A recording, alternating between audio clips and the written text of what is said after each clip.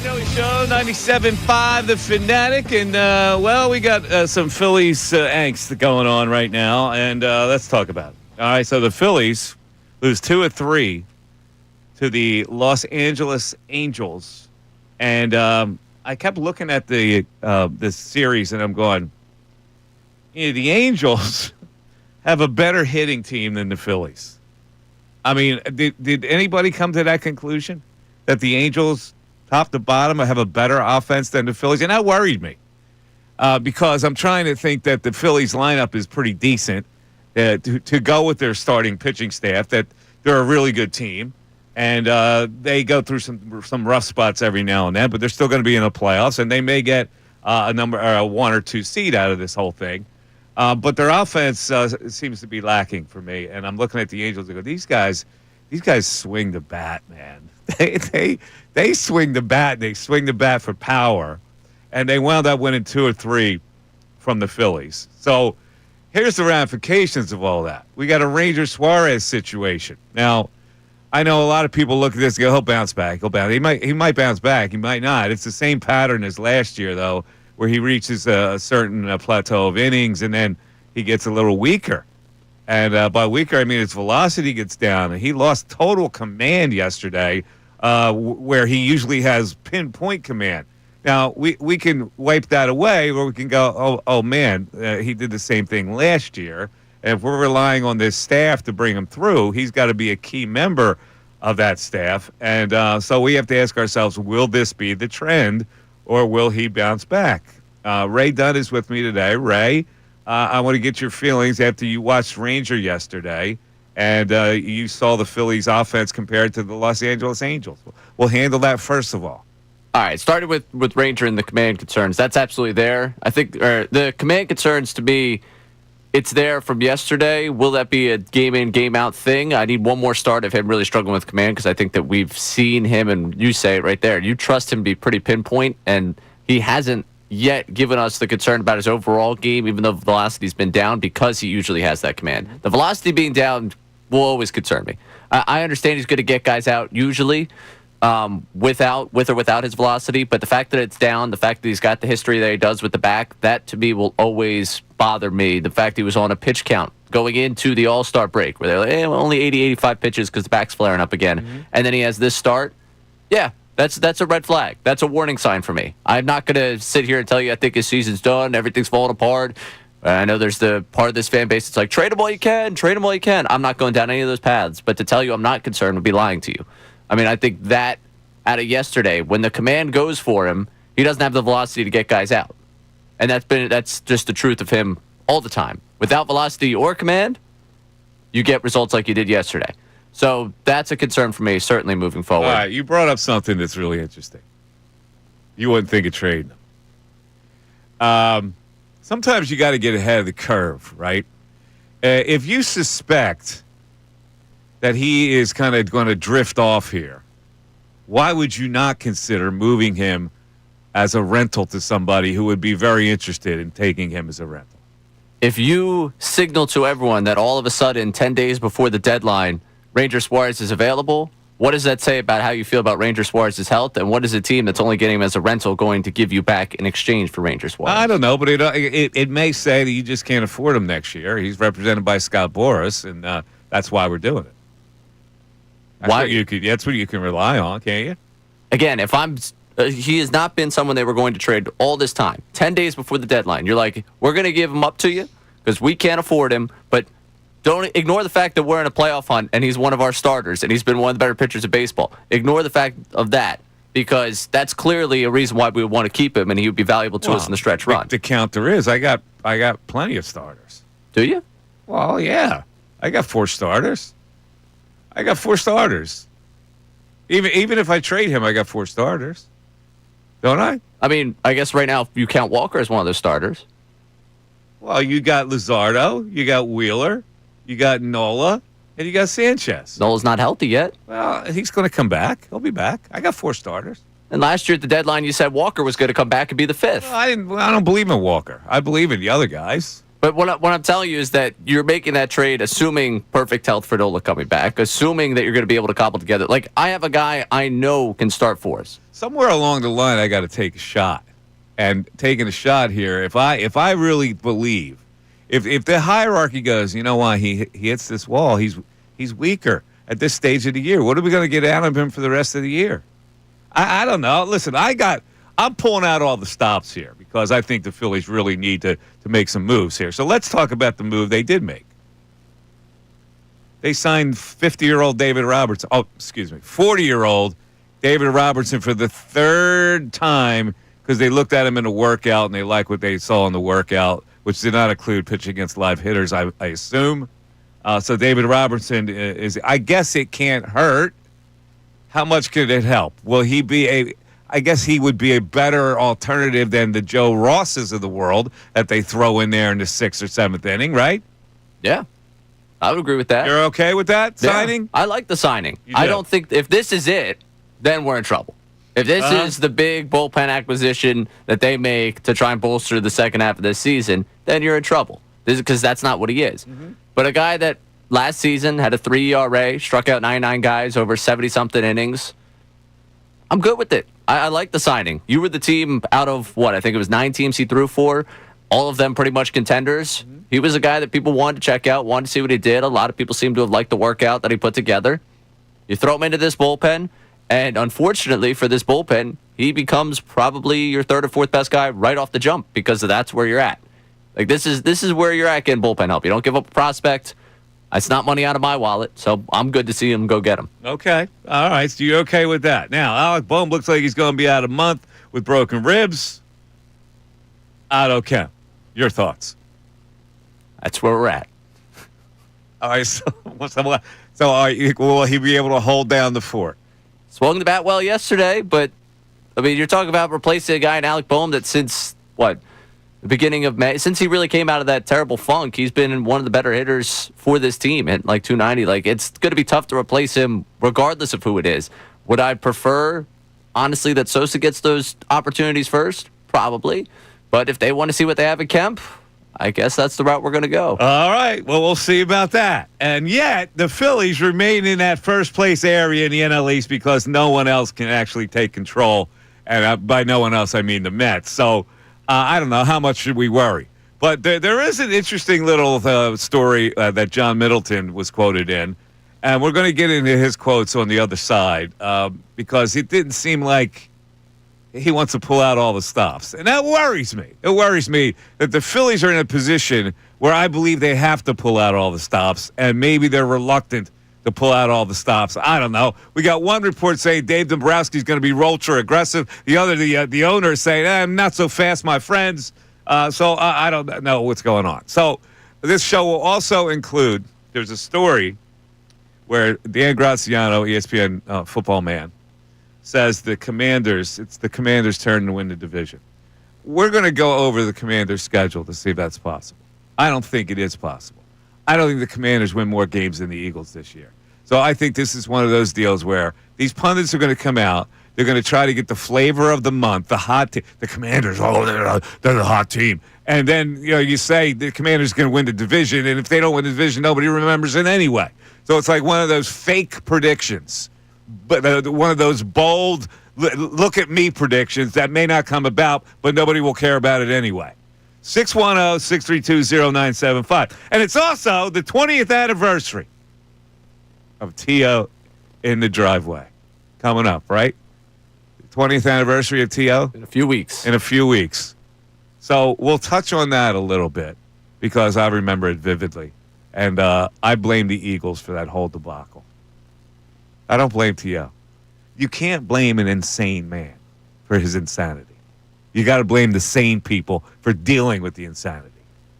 That's my position on it. We'll talk about it. It's the Mike Missanelli Show with Ray Dunn, and we're back after this.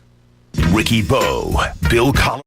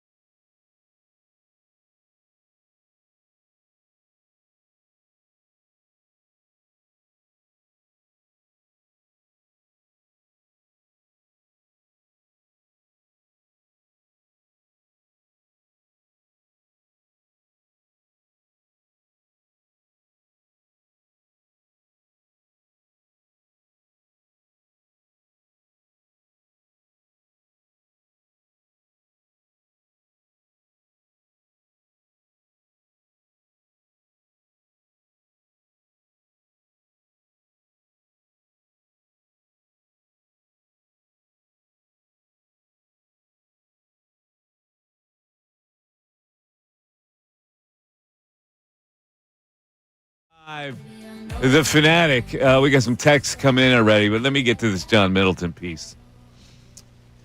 You can't just trade everybody and say, well, and by the way, some players who you think we should be getting, they're not going to be available. Other players you want us to get, they're going to be available, and it's going to be an arm and a leg, and we're going to say no. I mean, we had that problem last year with Crochet at the trade deadline. We made a spectacularly good offer, so good that Dave looked at me at one point and said, I don't know what I should be doing this.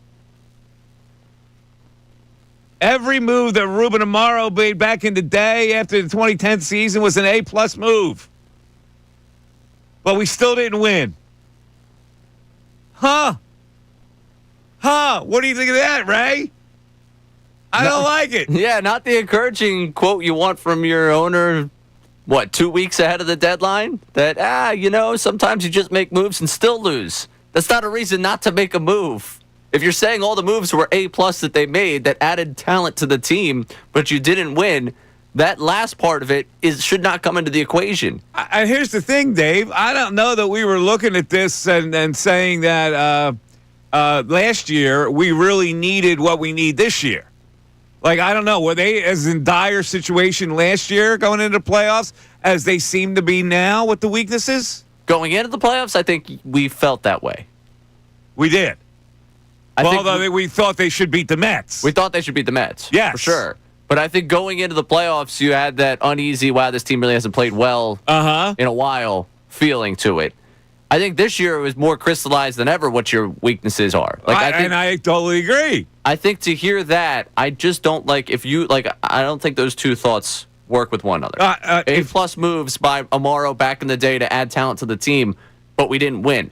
It's okay. Either they're A-plus moves and you would do them again, making them A-plus moves, or we didn't win, thus those moves were not A-plus. I understand that you're not guaranteed to win, Mr. Middleton. But I also think that you need to maximize your chances to win. And if you're close, and the arm and a leg is the price. And unfortunately, you put yourself in that situation where you got to pay the arm and a leg. So you either decide to pay the arm and a leg, increase your chances to the max, or don't do it and go in there with your fingers crossed. What would you rather do? Isn't this the guy that wants his bleeping trophy back? He does. He does want the bleeping trophy back. I don't understand what message he's trying to convey here. I don't know if he's trying to take up for Dombrowski the fact of, this guy's going to be aggressive, but, we have to be careful with how aggressive we are. And it's like, hey, man, we're going to just do our best to add talent, but you got to realize that we can't add all the talent in the world. I don't know if he's, trying to already defend Dombrowski's deadline or if he's just talking. This, to me, was a very, very confusing approach to answering that question with, hey, we're going to go after it because we got a great group. That would be my PR answer. I'm not going to already defend a deadline that hasn't happened yet. That's what this feels like. It already feels like I get you. Let me prime the pump here a little bit for you. I totally get you. So, I don't know. Here's the bottom line. The Phillies are short in a couple of areas. Now, maybe they're good enough to win. I mean, I don't know that they're good enough to win. I would be more confident that they're good enough to win if they make a couple of moves here at the trading deadline. And if it takes you, it's not going to take an arm and a leg. There is a limit to what you're going to give. You're not going to give up Painter. You've already said that. So the arm and a leg might be an arm and a wing and not an arm and a leg, right? Yeah. I mean, you're going to have to pay for talent. That's how this works. You're going to have to give up something to get something. That's the way this consistent. He knows that's how it works. So I don't know who, again, he's trying to hold to. I don't know who's advising him on what the fan base is saying about what they should give up or what they should be able to get at the deadline. I think any good baseball fan realizes that some of the names that we float out there at the beginning of June all the way through to the end of July just don't end up being available to you. This weekend, I think it was Nightingale in his notes on Sunday was Class A looks like he's off the board. And it looks like, the A's aren't really willing to part with Miller, except now Rosenthal's or they might be willing. It all depends really how the next week goes for a lot of these teams, which gets to a bigger conversation about the fact the deadline's too early in this expanded wild card baseball world. But like, I think we all understand that some of these names that we think are available won't end up just coming to fruition for whatever reason. But just to prime your fan base on a Friday night with like, hey, I know you're excited about the deadline, but realize we've got our limits. I think we all realize that there are limits to what can happen. Why is he already giving you the deadline might not be what you think it could be? That's the concerning part for me, because this is the year to push the chips. This is the time to push the chips. And it seemed like for a while he's been ready to push the chips. I got you. Listen, let's go to a text here, and we'll take a break. We'll come back. Maybe we'll have some discussion on this whole thing. Mr. Owner, you got to be maybe he's trying to protect his general manager. I don't know. That's what it feels like to me. Yeah, he's trying to protect him. Like, he's not trying to put him under the gun. Maybe it is. But it seems to me that a guy like Middleton, John, listen, you've been very aggressive in knowing that you want to, telling your fan base you want to win. All right, what's the text on the Angels lineup?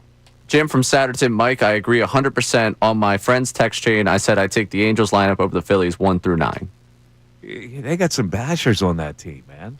And that, to me, is crazy to stick out to Phillies fans over a weekend because, again, we're not watching a ton of Angels games. But the way that team approaches baseball is pretty much the exact approach that this entire team entire fan base wanted to see this team ditch a year ago. Yep. That's all they do. They bash. Yep. You look at their team averages in the 230s. I would imagine they have a high strikeout rate. I haven't looked at the number on that. I love their aggression. They just, when they're hitting home runs, and it's part of the reason why we're talking about home run hitters at this deadline, you can cover up a lot of weaknesses. They're not a tremendous team. When they start bashing like that, when Ward's going good for them, when Dell's going good for them, when they have a healthy Mike Trout, they could bash their way to an impressive weekend. And that's what they did here. I think they showed you, again, what people didn't want from the Phillies and then the way they approach at the plate.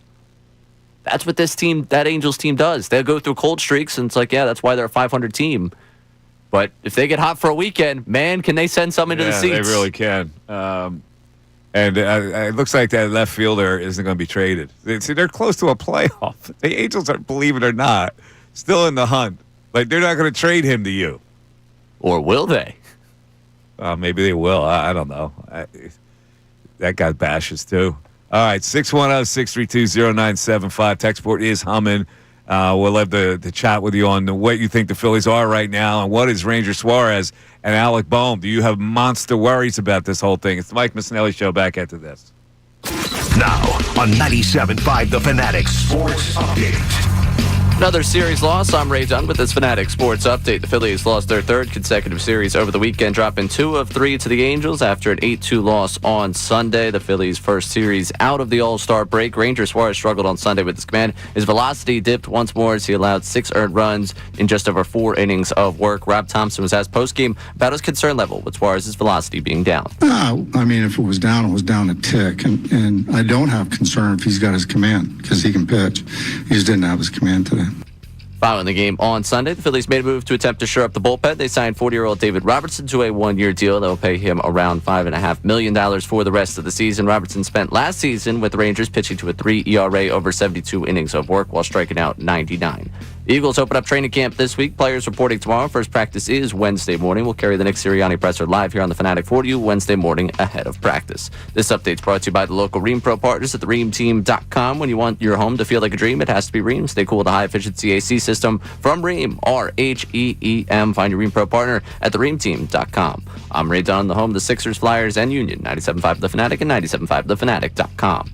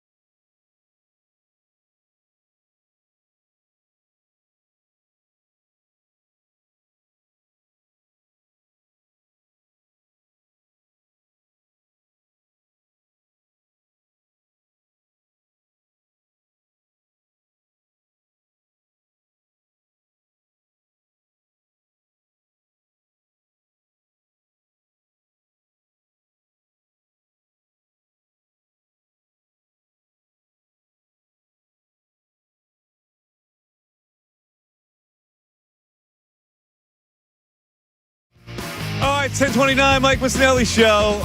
Let's get back to the textbook. We got Texas on Ranger. What are they saying about Range? Yeah, Joe Marlton here. They should move Ranger to the pen now. He could have bolstered them. It would help him out, saving his innings so he can still get paid by someone else in the offseason. Okay, well, there you go. You think he's a bullpen arm? No. Okay. No, I don't think he's a bullpen arm. Why would he be a bullpen? Like, I know he's done it before, but he's not a swing and miss bullpen guy. You know? I mean, I think just the prototypical bullpen guy in today's game plays to velocity, and that's obviously not where he plays. Mm-hmm. He gets swing and misses somehow. The guys are confused by him, but I think, again, when we get closer to October, we've been having this conversation between the two of us, and I know this has been probably a larger conversation. Luzardo feels like the likely left-handed arm that ends up in your playoff bullpen, to me. So you would choose him as the bullpen arm over Sanchez? Yes. Okay. Are you going the opposite on that? No, Sanchez is deadly. He's more deadly than Luzardo. I don't know. I don't know whether I'd rather have him in the rotation or in the bullpen if you need a left-handed arm. Luzardo, I know it scares me. Scares me a little bit more in the bullpen than Sanchez would. Well, I think he just scares you more in general because Sanchez has been the more consistent pitcher this season. But Sanchez, I think, just has better stuff. Yeah, which is why I'm going to start. I'm going to go him through the lineup multiple times. All right.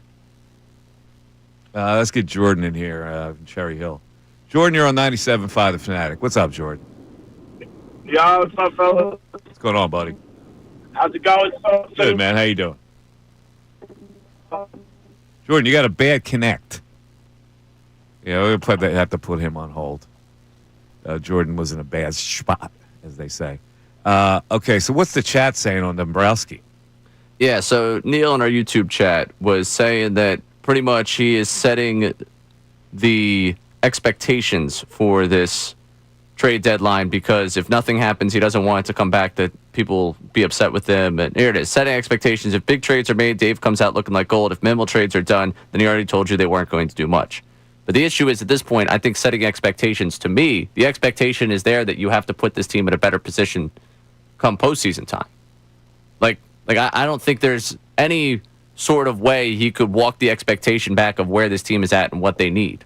Like if they don't do anything, I'm not going to sit here and say, well, Dombrowski's hands were tied. I'm going to say, well, they didn't do enough to put this team in a position to succeed when they're in a time frame that they need to do something. Middleton doesn't care how much he gives away, really, does he?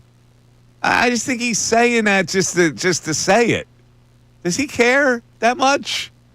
Like Dombrowski would care. He's responsible for building a team and building the farm system. Middleton has to be the guy that goes, let's win. And if it takes trading those prospects, let's trade them. I mean, he could be setting the idea of some of these guys, I don't want them added to our salary because, right now, Robertson, even though you're paying him $5.5, $6 million for the rest of the season, he's going to cost you close to 12 because of the luxury tax. Like maybe there is a little bit of, I've spent a lot of money here. I need some cheaper options to be a part of this team going forward. And he looks at those prospects as the cheaper options to be a part of his team going forward. I get it, but the guys he's going to acquire aren't exactly going to break his bank, are they? If they're under control? I mean, like just to throw out a name here, Luis Roberts, someone that people have talked about. Yeah, that's going to cost them financially. What? How much does he make? I think he's $20 million contract. He's a $20 million guy. That guy makes $20 million. And even if you're paying, even if the White Sox cover some of it, there's also two $2 million buyouts following the end of this season if you don't want to get the options that are coming up for the next 2 seasons that he's got. I never got the impression that Middleton has put any kind of financial restriction on what Dave Dombrowski wants to do. I mean, he hasn't yet. It does seem like they didn't go out and pay the bullpen arms for multi-year contracts. Is that because Dombrowski doesn't value those bullpen arms? Are we looking at this too simplistically? Like we go, they need something, they need to trade prospects to get something. Let's make a run. Like I know there's more in it, but like right now, the Phillies are in a position where they have gone down a rung of the ladder each of the last couple of years. Like, can they afford not to do this at this point? No, I don't think they can afford not to do it because I think they're going to go either right down another rung or you're going to be at the same rung as last year. That's what I mean. So you got to at least give yourself a chance to get to a higher rung. While you're here, you might as well go visit all the museums, right? Yes. Right? This is the time of your life. Go visit all the museums. He references the Amaro time when they made those deals. Yeah. What prospect do we regret giving away in those deals? Nobody. And he calls them A-plus moves. Yes. So, I don't understand what the limitation is here. Listen, I think he's trying to give his general manager a little leeway here, publicly. All right, we got Jordan back with us. Jordan, you're on 97.5 The Fanatic. What's up, buddy? Yo, fellas, doing my weekly check-in. My bad. You guys hear me all right? Yeah, I'm on the way to AC. We got you.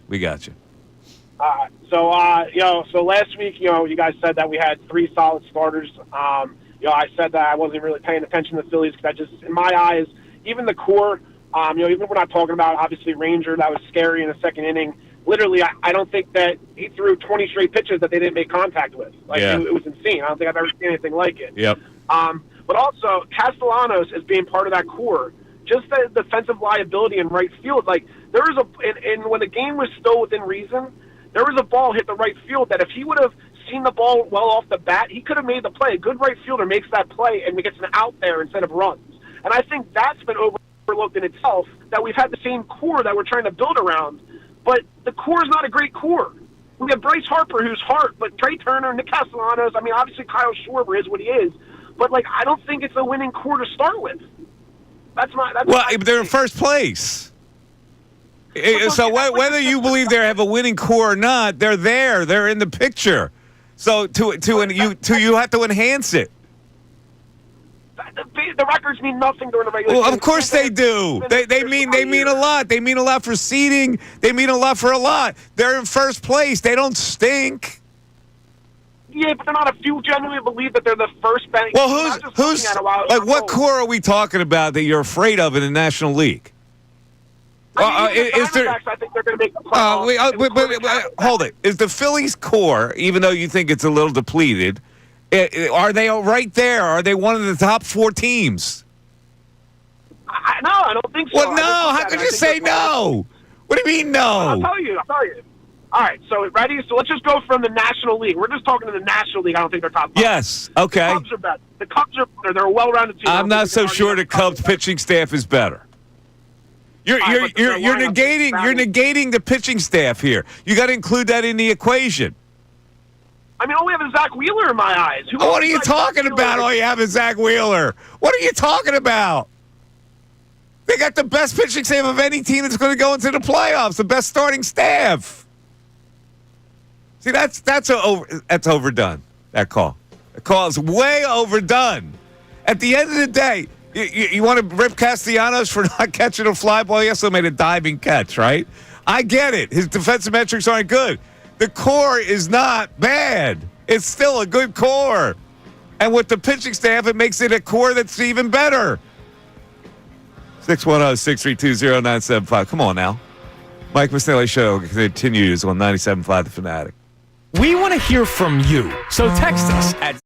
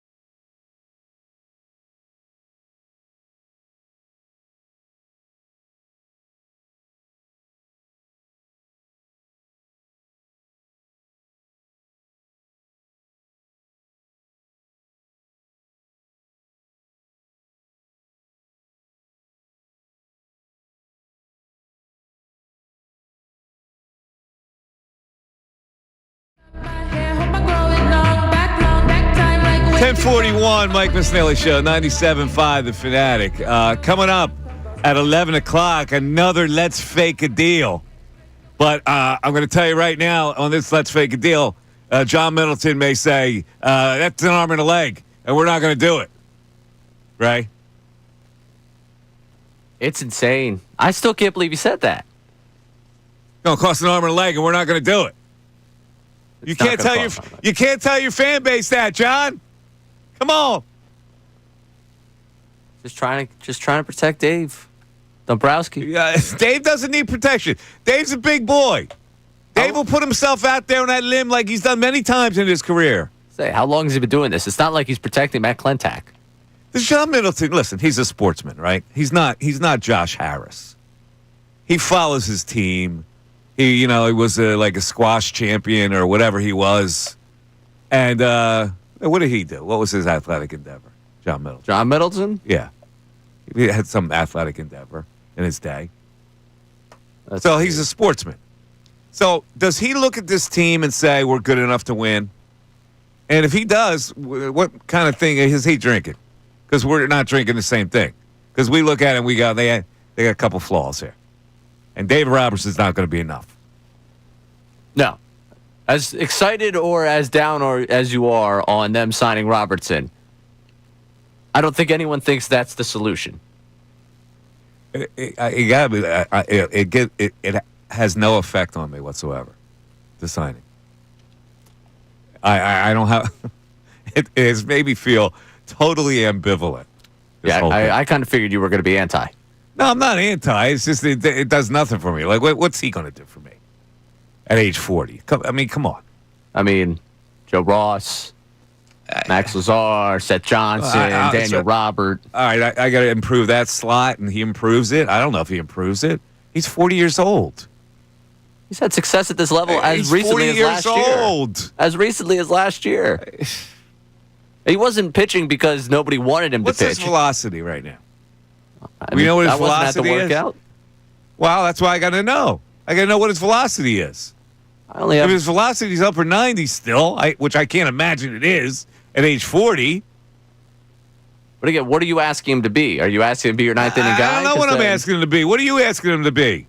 To replace Joe Ross? To replace Lazar and Daniel Robert? I mean, right now, and Seth Johnson. What, 3 pitchers that we all think are a part of it? I guess if you look at it that way. If you look at it that way, okay. He's a notch below Romano in the pecking order for me. You got to take Romano's spot, is he? What's Romano done to earn his spot? Well, I mean, is he going to really be ahead of Romano? Probably not right away, but how many people are feeling encouraged to see Romano roll out there in a playoff game? He's going to be. I don't even know if he's ahead of Max Lazar. They like him. They've been using him a lot. Now, Seth Johnson, Little Raddick, and Daniel Robert, I have no idea. Who knows with those two? I mean, here's where I'm at. A guy that's got a 16-year track record of pitching to about a 3 ERA versus 6 guys that, if they didn't pitch for the Phillies tomorrow, his pass has nothing to do with how he can throw right now. He's 40. He gets older. You know how I feel about players that get older? They don't get better. I'm not asking him to be better than what he was last year. I am. I needed him to be better than what he was last year. A 3 ERA. Yeah, but how come he wasn't with the team? Because he wanted to hold out for what he was worth. He's pitched a ton at this point. Why sign a contract with a bad team for a lot of money? I know. He's his own agent and all that stuff. Yeah, he wants to get paid what he thinks he's worth. It leaves me blank.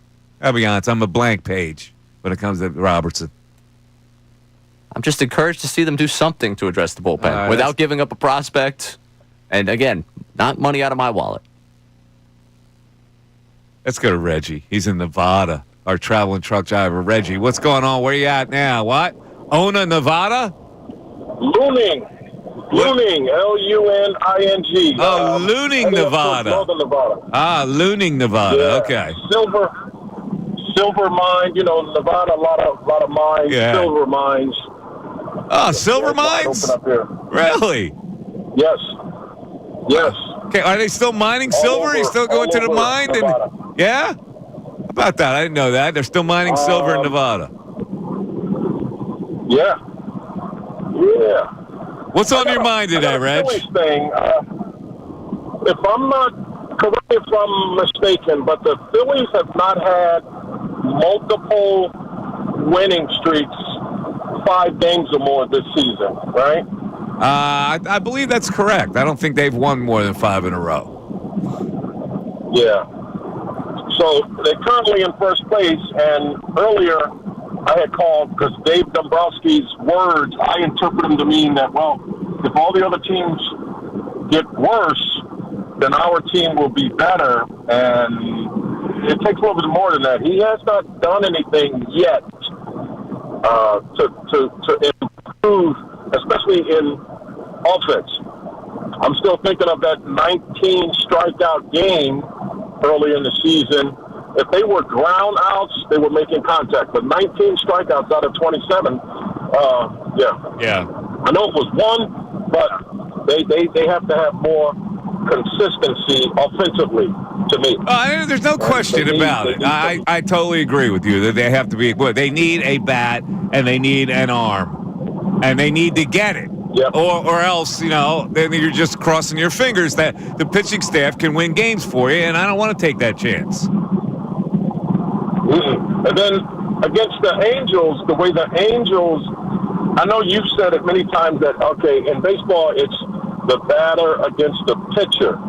But what do the guys do that's in the on-deck circle and in the dugout watching one of their teammates against the pitcher, and then they go up with their individual perspective and not playing team ball? They can still play team ball, even though it's always pitcher versus batter. What do you mean by team ball? Well, okay, when someone's on base, Yeah. then the approach is we'll try to move them over. Shouldn't that be the approach in the dugout and the on-deck circle as they're watching what the pitcher is doing? Well, I don't know. Like, there's different situations for different. Like, if you're on second base with nobody out, then obviously you want to move the runner. Yeah. But also Right. you want to drive in that run. Like there's no rote way to play baseball. Like if you're a guy who can get a run in with a base hit, you don't have guys don't want to give themselves up. They want to drive in that run. The game has changed to the point where you're not giving yourself up very much anymore. Nobody wants to make an out. So guys that want to let's hit a ground ball to the right side. First of all, it's hard because they're pitching you not to do that. And secondly, base hit scores a run. Yeah, you'd like to ideally move a runner. I get it. 610-632-0975 is how you get in. Mike Missanelli Show continues. Now on 97.5 The Fanatic Sports Update. Another series loss. I'm Ray Dunn with this Fanatic Sports Update. The Phillies lost their 3rd consecutive series over the weekend. Their first series out of the All-Star break as they dropped 2 of 3 to the Angels after an 8-2 loss on Sunday. Ranger Suarez struggled with his command and his velocity dipped once more as he allowed 6 earned in just over 4 innings of work. Rob Thompson was asked postgame about his concern level with Suarez's velocity being down. I mean, if it was down a tick. And I don't have concern if he's got his command because he can pitch. He just didn't have his command today. Following the game on Sunday, the Phillies made a move to attempt to shore up the bullpen. They signed 40-year-old David Robertson to a 1-year deal that will pay him a pro-rated $16 million salary, so around $5.5, $6 million for the rest of the season. Robertson spent last season with the Rangers pitching to a 3 ERA over 72 innings while striking out 99. The Eagles open up training camp this week with players reporting tomorrow. First practice is Wednesday morning. We'll carry the Nick Sirianni presser live for you Wednesday morning here on The Fanatic. This update is brought to you by Rapid Radios. Rapid Radios instant push-to-talk walkie-talkies with nationwide LTE coverage. For a limited time, get 60% off and free UPS shipping at rapidradios.com. Use code RADIO for an extra 5% off. I'm Ray Dunham, the home of the Sixers, Flyers, and Union. 97.5 The Fanatic and 97.5thefanatic.com.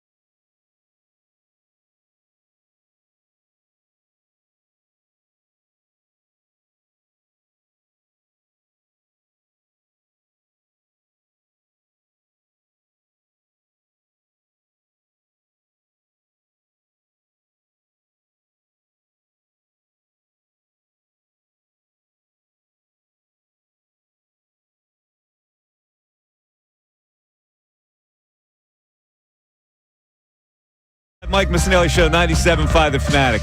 Let's update our standings here, our playoff standings. Right now, tied for the top spot. The Cubs and the Brewers. What? So I guess that Rhys Hoskins deal is not happening, huh? No, they're not going to get Rhys. Rhys is hot right now, by the way. Cubs or Brewers in the number 1 spot. Dodgers in the number 2 spot. The Phillies have the 3rd seed right now. Then the 4th seed would be the Brewers or the Cubs, the one that falters out of that spot. And then the Mets and then the Padres. So the first round would be Phillies and Padres. And they would get to play the Dodgers in the second round. Yay. You're not see. This is why you got to maximize, because no matter how these chips fall, if they fall like this, Phillies will have to play Dodgers in the second round, and they will have to beat the Padres. I don't like that. They'll beat the Padres. I don't like that I don't at like all. the Padres are flimsy. You just don't like the way the Padres play. I just don't. I don't think they have the makeup. They got too many slackers on that team. They don't have the makeup. They got some talent. They don't have the. They got, it's funny because they have really good players like Bogarts and Machado on the left side are good players. Tatis is a good player, but when those guys loaf, it brings the whole team down. And those guys are premier loafers when they want to be. They can loaf better than anybody. I don't think they'll do that in October, though. You don't think so? No. I don't know. Through a 162, I could see it. They got a loaf mentality, man. Yeah, it's still not a team that I feel particularly great, just because of the bullpen. Really? Really, if they hang around, even though the games would be here, huh? If they hang around with you through, well, no, I guess wildcard series, yeah, so we'll be here. Mm-hmm. So they hang around with you through 6 innings. I know their bullpen's great. That's what concerns me. And you're concerned about the Phillies' offense not getting on them before that bullpen comes. Right. That's the one thing that would concern me in a series with them. I hear you. It's a short series, Mike. You lose that Wheeler game, all of a sudden I'm freaking out. I'm sweating over here. Let's Fake a Deal's coming up at 11. By the way, I don't know if you listen to the morning show. I think Connor gave Ish some ammo on you. Did he? Yeah, because Connor was saying, "Yeah, well, we're going to get up and Ray and I were going to go to brunch together, and it was raining, and we didn't get a chance to do it." I'll be honest. I think if Ish was listening, is little Ray there? Well, Ray, you going to get a little brunch with Connor? The weekend in AC definitely led to plenty of ammo for Ish if he wanted it. But, so how was your weekend, right? Oh, it was great. Was it? Wonderful time. So Wonderful you time did the down Philly in AC. show down in AC. You had a little hotel luxury situation going on. Only lost $20 at the casino. Blackjack? Yeah. Did you find a $5 table? I found a $5 machine. Machine. Yeah, no. You played the machine. I did. Oh, that's weak. Well, I'm not going to go put 25 Come on, up. man. You got to go head to head with people. I'm not putting 25 up. It was That was the minimum, the 25? Yeah, by the time I got there. I got there late Friday. So by the time I got there, it was 25 minimum. But it was the round table with just the computer-generated person dealing. So you had people next to you that were also playing. I know. That's weak. Listen. A weak way. Wait, the girl with her boobies out dealing with the virtual reality, the booby dealer? It was a woman. Of course it was. The computer character. It was the booby dealer. I lost $20, man. I don't know what you want from me. I wasn't flirting with the computer. The digital booby dealer. Come on. I'm not flirting with the computer, man. If it was a real life person, I probably would have been inclined to stay a little bit longer. Did she smile at you too, Ray? I was looking at the cards, man. I'm trying to win some money. The booby dealer smiled at Ray. Hey, I can't take that job, man. It's 11 o'clock and the Mike Missanelli Show. You're listening to WPN HD1, Burlington, Philadelphia, Beasley Media Group Station, broadcasting from the Comcast Business Studios, powering possibilities. And ladies and gentlemen, boys and girls, we've been doing this every day until they actually make a deal. It's called Let's Fake a Deal. It might be a bullpen pitcher. It could be an outfielder. Or what if it's both? Let's find out on Let's Fake a Deal. Here's your host, the 17th Assistant General Manager of the Phillies, Mike Missanelli. I'm getting demoted from the 17th to the 21st since I'm ripping John Middleton here for his comments. I'm out in the hallway. I have a desk in the hallway now. I'm not even in the back row. Hey, man, your card worked when you came in to work. That's good. Yeah, it did. All right, Ray. Let's fake a deal. Who do we have today? All right, today's deal, someone that you saw over the weekend. Oh, we're doing it. I'm doing this, Ray. I'm doing this one. Taylor Ward comes to Philadelphia in exchange for one Mick Abel. Who would not do that deal? Who would not? 1 for 1? Abel for Taylor Ward? I think there's a considerable amount of this fan base that would not do it. Get out of here. Who would not do that deal? I think you got a right-handed power hitting outfielder who can play left field. Oh, I know his average is down a little bit, but you saw he can thud. He's got thud. You can hit the baseball. For Mick Abel, you wouldn't do that? I think there's a part of our fan base that would not. Oh, stop it. I got to hear from you. If you would not do that deal, tell me why. To be clear, Mike, I would. Of course you would. I've been after Taylor Ward since last season. Really? I mean, listen, I don't know what Taylor Ward is. Could he turn into Austin Hayes? Maybe he can, but he's got a little more thump than Austin Hayes. I like the way he hits, too. He's got that left toe up, and he strides into it. When he's going good, he can have himself a weekend like you saw this weekend. You know, Trout had a lousy weekend. Trout stank it up. A lot of Ks for Trout. He didn't need to do anything. I guess not. Probably too busy going to check out the new golf course. Maybe he was all, he's got his buddies there the whole bit. Yeah. He was just distracted. All right, so let's fake a deal. Taylor Ward, you just saw him. For Mick Abel, the number 5 prospect, would you do this deal? Why or why not? Hit us up on our text board at 610-632-0975. Now, we do have some trade ideas on our text board right now, so let's get to them. All right, one of these does involve Taylor Ward. Brian in West Palm Beach. Mike, good morning. I'm really concerned. This Phillies team is having another first-round exit against a team like the Brewers or Giants, so here's 2 fixes for you. Send Justin Crawford, Griff McGarry, and Matt Kroon to the Angels for Griff Taylor McGarry. Ward. Shout out Griff. He's like a forgotten man in their system now. At one point, people were like, you can't trade that guy. Yeah. And then, so that brings you Ward.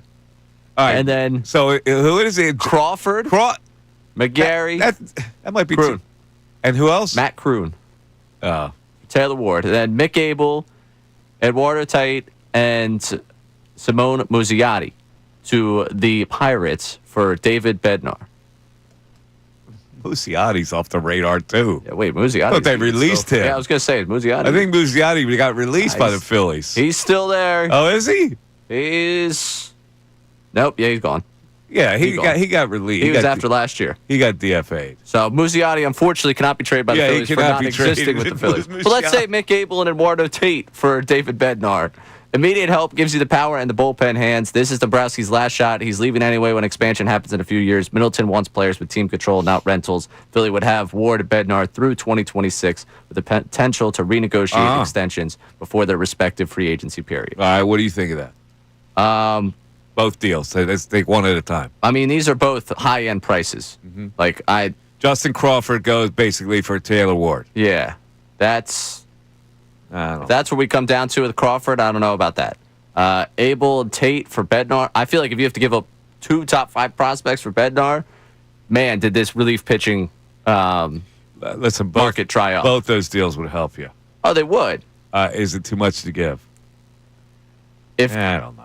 If Ward and Bednar I hate to give up Justin Crawford just to get Taylor Ward. Justin Crawford's a starter for me in future years. Yeah, I'm thinking both of those are a little pricey for him. Now, if you're getting Stephen Kwan and Clase and trading Justin Crawford, that's a little different. You know what I'm saying? Oh, yeah. No, I mean, it's a whole totally different. If we're talking about one of these packages where you get a back-end arm and an outfielder, it's a totally different level than just, hey, Ward's out there, let's give him Crawford. And yeah, that would not be the first use of Justin Crawford as an asset for me. I saw both those texts. I thought both of them were a little much. Okay. We got some people chiming in on the let's fake a deal, though. All right, go ahead. So we got Mark saying, do that deal in a heartbeat. Yeah, I mean, come on. To me, that's a no-brain deal. You're only giving up Mick Abel 1-for-1 for a starter? Phew. Ryan in Florida here, I would take Joe Adele instead of Ward. Well, they're not going to give you Joe Adele. Yeah, they got many more years for... Yeah, Joe Adele's an up-and-coming star. Jim from Souderton, I consider Painter for Ward. Abel is beyond a no-brainer. Yeah, I would not consider Painter for Ward. Yeah, you're talking about a 220 hitter. Like, he's got some pop, I get it, but you don't give up your best prospect for that. Let's see. But Mick Abel's expendable for me. Now, usually, this YouTube chat's a little bit more protective of the prospects. Mm-hmm. We got now, do the deal. Do the sure, deal. why not? Easy, done deal. Wow. Everyone's saying they want to do this deal. I thought people valued Mick Abel a little bit more. I'm curious if this weekend for Taylor Ward, nobody looked at numbers and just watched him have a weekend. Of course, let's sign me up. that influenced it, no question about it. But when you're talking about giving up a guy that you don't even know what he can be, he doesn't have the same promise as Painter. He's had command problems. Now he has bounced back. He has pitched well in AAA over his last 2 starts, from what I understand. But he's the guy who I think can lose his command in a heartbeat. So to me, he's an expendable guy. Oh, he's an expendable guy to me. Now, this would honestly be the perfect Ray Dunn trade because I've been saying Abel's your most valuable to you as a trade chip, and I've been trying to get Taylor Ward for 2 years. Mm-hmm. This would be the trade where just both those things fuse into one, and I'm happy. How old is Taylor Ward? 28, 27. 31. Wow, I thought he was younger than 31 that. years old? Did not realize he was 31. I thought he was younger than that. No, I'm still doing it.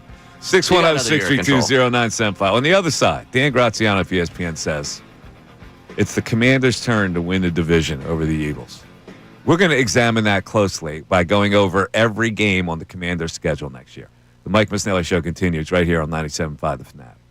Hi, my name is Phil E. And for most of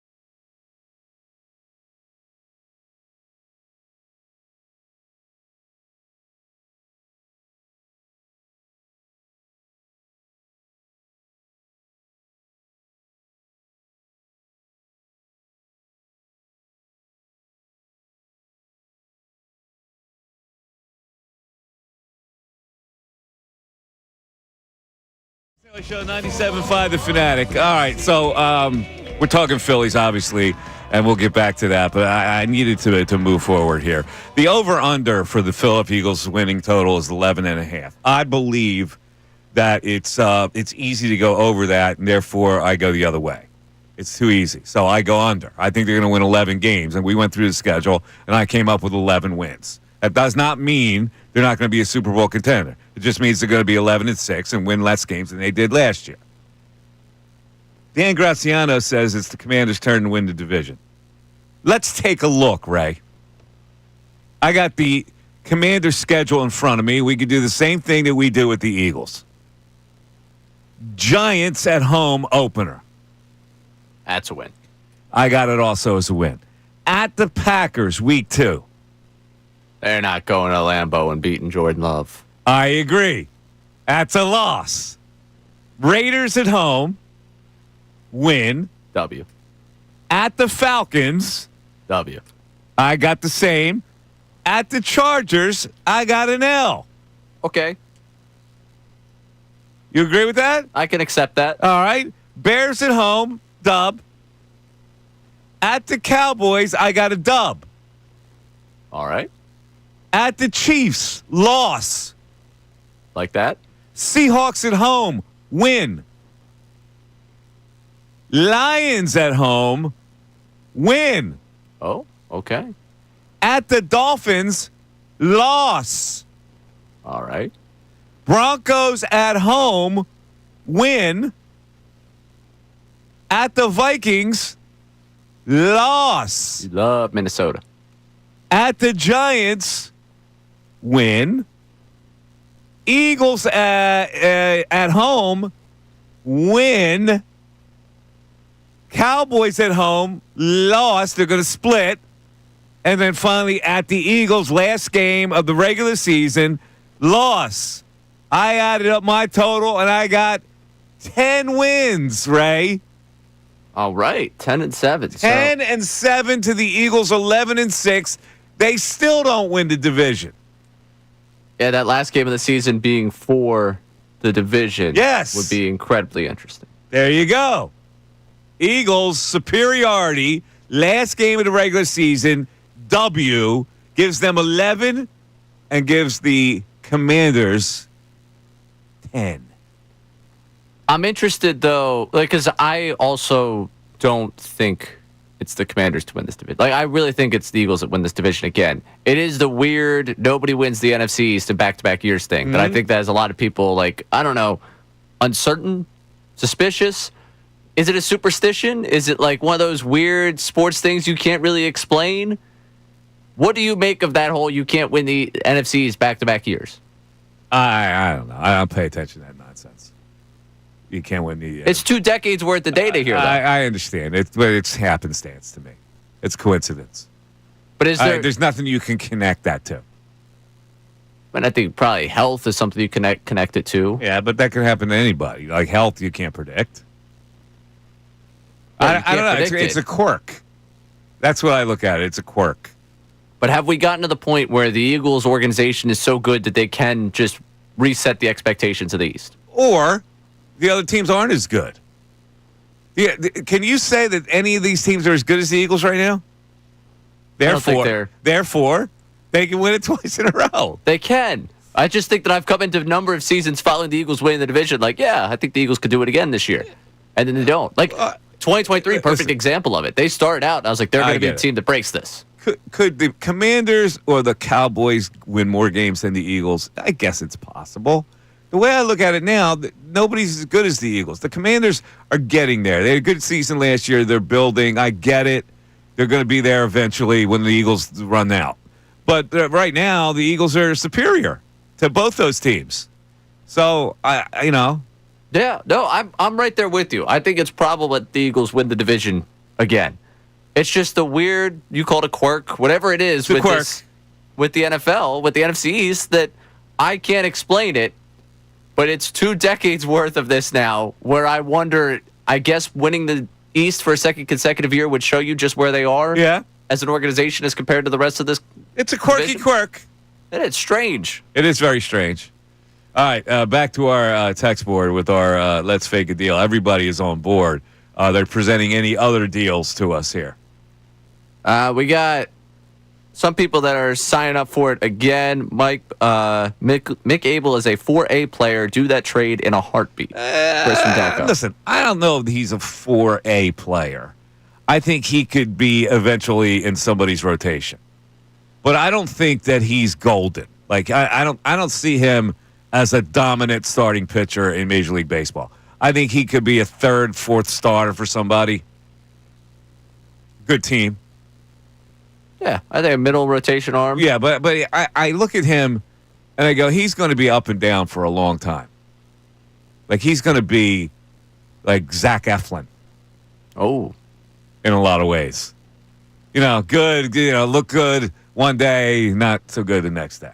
That's not a bad Major League career to have. It's not. A Zach Eflin Yeah. type. Speaking of Eflin, Baltimore, we got a texter saying, I would grab Sir Anthony and Kittredge from Baltimore, Miller or Abel for Ward and Adele. Oh, if no big swing, take a chance on Luis Robert. Ward and Adele? Yeah. I guess maybe both of them for both. Come on, let's go. Let's go with that. That big swing on Luis Robert also in this text, if you can't get Ward or Adele. Yeah, this Luis Robert does nothing for me. Been good over the last 2 weeks, Mike. He has been hot. He has. Has he? Better. He's been unlucky. Balls in play. He's been unlucky. It's hard for me to go to subscribe to the unlucky thing when the guy was hitting under 200 until last week. Plus, any mention of Luis Robert reminds me of Bill. And you just can't deal with that. I just don't feel like they're dealing with Bill. I had the Bill thing today. Someone come up to me. I think I was one of the bars I was at Seattle Saturday night. What bar were you? Yeah.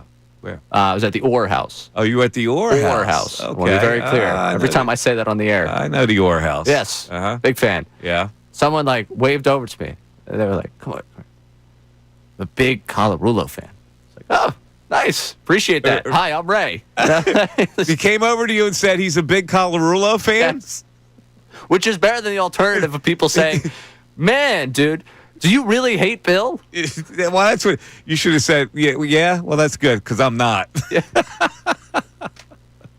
Come up with 610-632-0975 is how you climb into the show. It's the Mike Missanelli Show. What do you think of the Commanders winning the division over the Eagles? I say stop it. Mike Missanelli Show continues. Now on 97.5 The Fanatic Sports Update. Another series loss. I'm Ray Dunn with this Fanatic Sports Update. The Phillies lost their third consecutive series over the weekend, dropping 2 of 3 to the Angels after an 8-2 loss on Sunday. Ranger Suarez struggled with his command, and his velocity dipped once more as he allowed 6 earned runs over 4 innings of work, just over 4 innings of work. Rob Thompson was asked post-game about his concern level with Suarez's velocity being down. If it was down a tick. And I don't have concern if he's got his command because he can pitch. He just didn't have his command today. Following the game on Sunday, the Phillies made a move to attempt to shore up their bullpen. They signed 40-year-old David Robertson to a 1-year deal. They'll pay him around $5.5 to $6 million for the rest of the season. Robertson spent last season with the Rangers pitching to a 3 ERA over 72 innings while striking out 99. The Eagles open up training camp this week with players reporting tomorrow. The first practice is on Wednesday morning. We'll carry Nick Sirianni's presser live for you here on The Fanatic Wednesday morning ahead of that practice. This update's brought to you by Straight Talk Wireless. Need more data on loop so you can stream your jam mix? Switch to Straight Talk and get real unlimited data on a reliable 5G network. Straight Talk, available at straighttalk.com or Walmart. I'm Ray Dunn on the home of the Sixers, Flyers, and Union. 97.5 The Fanatic and 97.5thefanatic.com.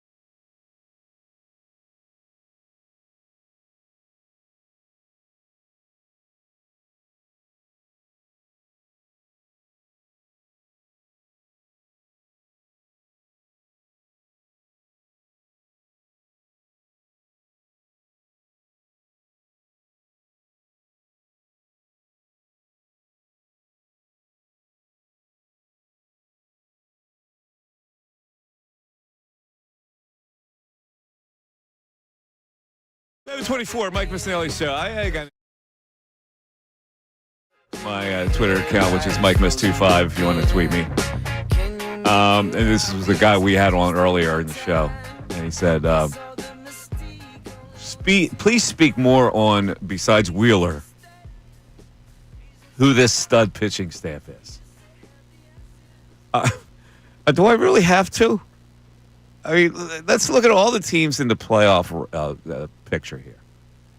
Who has better starting pitching 1-4 than the Phillies? You don't think Christopher Sanchez is a stud? Besides Wheeler, you don't think he's a stud? Until that last outing with Ranger. Now, listen, we're on hold here. We're on guard for Ranger Suarez. But and Luzardo's been up and down, but when he's good, he's good. And then you got Nola coming back, who I know we don't know how well he's going to pitch, but he certainly has a track record of being able to get it done. But I ask you, who is better? Like, what staffs are better than what the Phillies throw out there every fifth day? I'm trying to figure, like, you might not think that they're studs, but they're better than what any other team is going to be able to present. No? Am I wrong? Currently, the Philadelphia Phillies are 4th in ERA from their starters this season. Okay, who's ahead of them? Rangers, Royals, and the Mets. Which that Mets ERA, I can tell you, from the beginning of June to now, has slowly started to work its way up as they've dealt with injuries. And yeah, it's leaking. Some of those pitchers regressing to who they are. I just think that if you're looking at this team, games 1 and 2, I don't think you are going to have anyone else that feels like they have an advantage against you when you go Wheeler Sanchez back to back. I totally agree. So, yeah, there's a question of who 3 is. Suarez, is this just a little blip, or is he going to get back to being one of the best pitchers in baseball, which he was through June? I'm afraid. Yeah, I think there should be afraid. a reasonable amount of concern for a guy whose velocity's down, and especially for a guy whose command was just totally lost. And we were talking about the back before the All-Star break. Couldn't throw his changeup at all yesterday.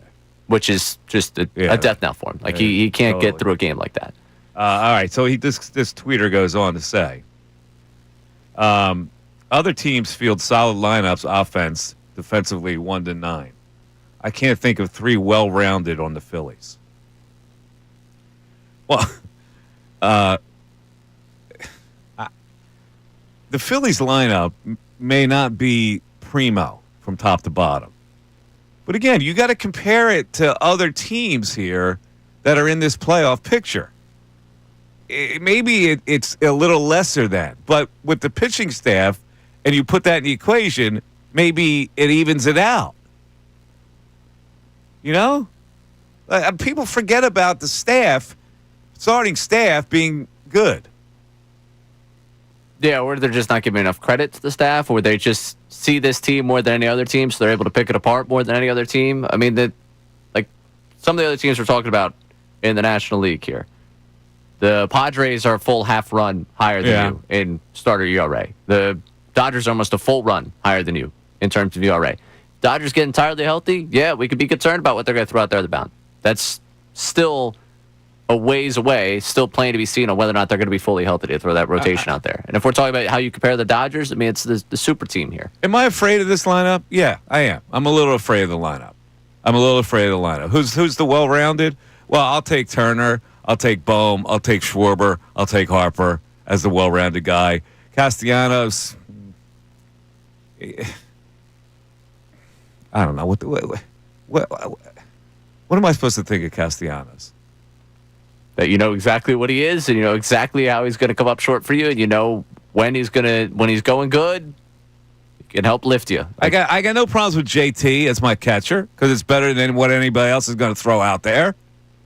Even though you know he's not Johnny Bench to most people right now, I fear center field and left field. That's why they got to make some kind of a trade, or they got to bring up the kid to give yourself some energy. They got to make something positive happen in their lineup. I would agree with that. And it has to be in center field and left field. You're going to have to live with Stott at second base.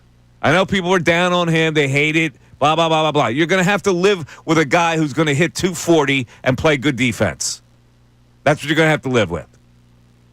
But you need to improve center, left, and your bullpen staff to really feel good about yourself.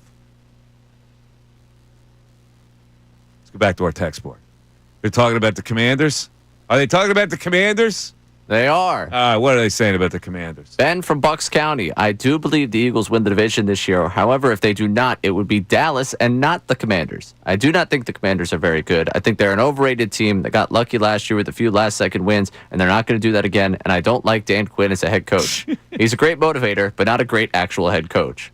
I don't know. He could be right about Dallas. I think the Commanders are a little better than Dallas. I think Commanders built something last year.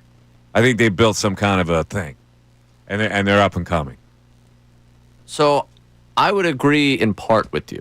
Okay. The thing that holds me back from them is, funny enough, the problem that you have with another Josh Harris-owned team. It's a lot of older guys. The Jersey Devils? Oh. No. Oh, okay. What, does he own another team? The Philadelphia 76ers. I forgot. That's Yes. right. He owns the Philadelphia 76ers. Yeah. Your Doesn't issue, pay much attention to him, but he owns them. your issue with the age of some of the guys on the Sixers is something that I would say probably is an issue with the Commanders. They do trend quite old. They do. They would be a great team in 2020. They trend old, but that means they're seasoned. Does mean they're seasoned. Does Yeah. mean that they have been hit a number of more times than the guys on the Eagles have been. Yeah. Like, I think Zach Ertz having a renaissance at his age, cool story. Can you follow it up? Von Miller being one of your offseason acquisitions, cool story. Does he still have something he could give you? Like, I think some of what they've done to keep that core intact there, they're a little old. They're Okay. a little old. I got it. They're their main competitor to the Eagles, in my view. I mean, coming off of last season, they both played in the NFC Championship game. They've got Jaden Daniels. Yeah, they do. That's an X factor, don't you think? Yeah, I do. Okay. I'm just saying. I'm on line with you here. I'm just saying that I'm on line with you here. I'm agreeing with you. Okay. All right. Back to our text board. We had someone that was upset that you were saying that they would lose to the Packers. The Packers are the most overrated team in the National Football League besides the Chargers. Yeah, but see, I don't look at it that way. I look at it like ebb and flow of the season. And that after they beat the Giants, going to Green Bay, I think Green Bay is going to be a prime to win that game at home. That's all. That's also a Thursday night game on the road following the open of the season. Wow, there you go. That's a tough spot for any team to go make that trip. It is. It is a tough spot on a short week. Although Green Bay is not that far from Washington. Yeah. Still a tough short All right, week. So let me go over. Do you agree with all these? Well, I'm going to give you the Ray Dunn. Give me the Ray Dunn prediction on the Commanders. I didn't get all of yours. Through the first four I got, though. All right, so you have Giants win, Packers loss. You agree with that? Yeah, I agree with All that. right, Raiders win, at Falcons win. Yep. 3-1 out of the chute. Mm-hmm. Well, whereas the Eagles could be 1-3, by the way. Yes. Coming out of the chute.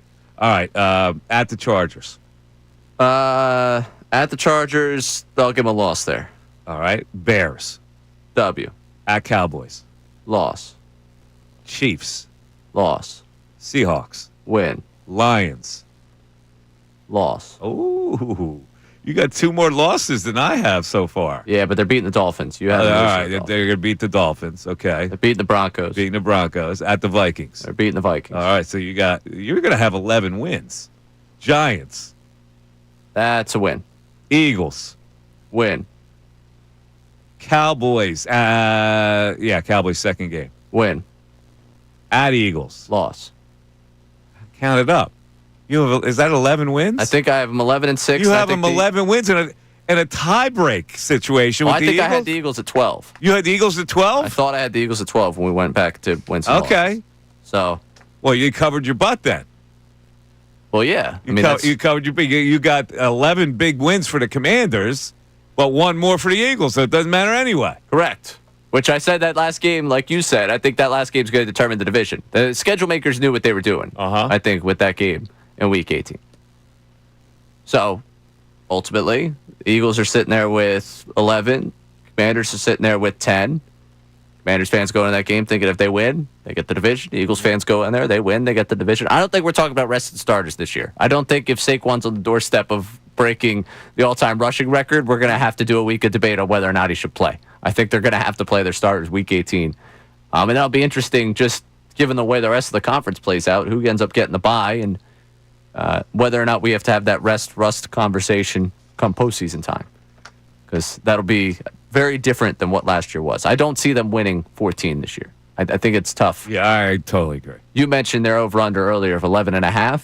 I technically have them as an over. I don't think I have them as an over enough to put money on it. Is it a violation for me to go under? I don't think so. I mean, I think they're going to win 11 games. I'm just zeroed in on 11 for some reason, and it's not going to matter. That's the way I look at it. That doesn't mean that I think less of them. Is it a violation for you to opine on them being an under, or for you to actually put money on them to be an under? I'm going to take a shot and put money on them. Okay, now that's where the violation. That's a violation. Yes. I feel what I feel. I have no problem putting money on an under 11.5 while knowing they're still a Super Bowl contender. So, Mike, they've locked up a postseason spot. Uh-huh. We're talking about Week 18. Yeah. They have 11 wins. They're going up against the Commanders. The situation plays out where the Commanders could win the division if the Commanders win, and you could stand to make money off that Commanders win. Tell me there's not a little, they're in the playoffs anyway. They're fine. You put me in a tough spot. You put yourself in a tough spot. In that case, I would bite the bullet and take the L on the cash and root for them. It's a tough spot, though. It is a very tough spot. Then you're talking about your wallet. Yes. That's why I'm saying I think it's probably a violation if you throw the money down on the under. I don't know. I feel strongly that it's going to be 11. By the time we come back on the air, next segment, will there have already been the bet placed? No. Okay. I haven't bet it yet. I'm just telling you that I'm focused on 11 for some reason. 610-632-0975 is how you come into the show. On the other side, Cooper DeJean and his continuing offseason splurge.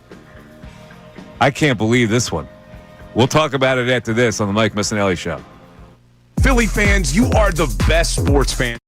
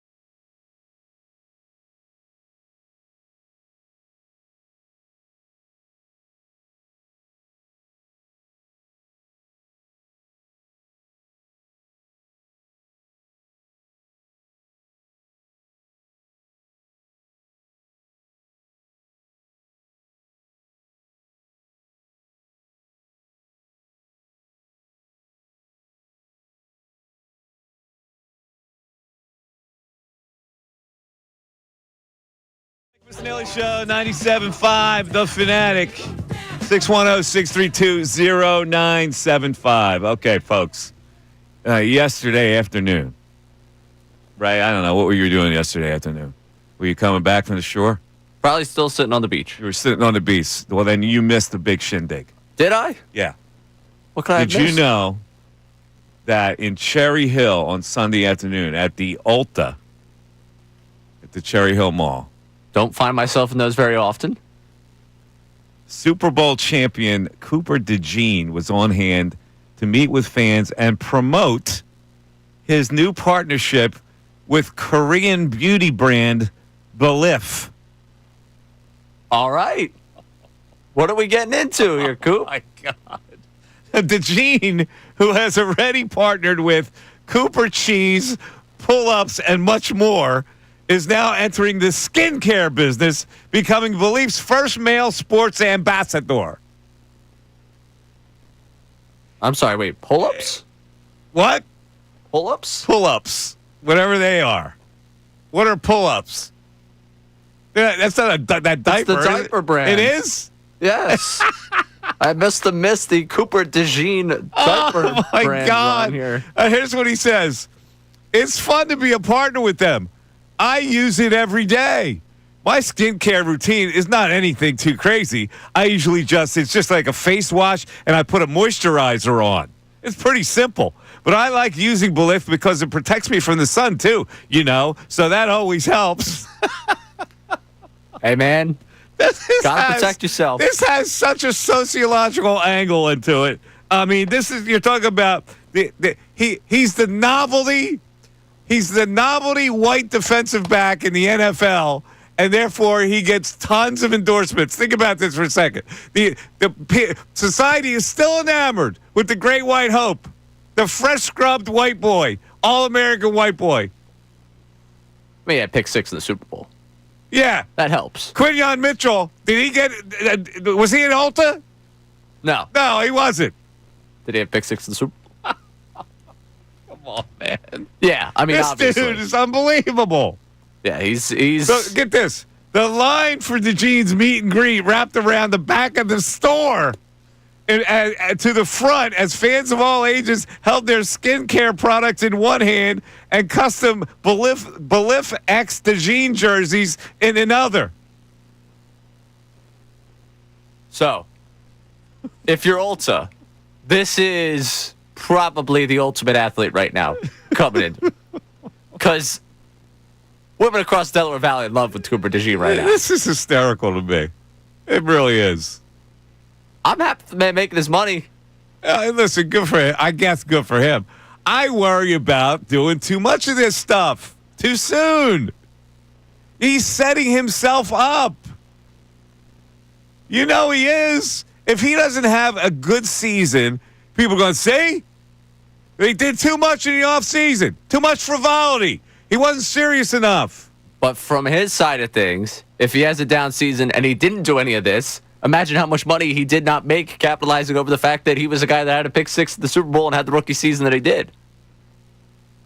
There's a point where you capitalize, and there's a point where you go, let me pull back a little bit. It might be sending a bad message.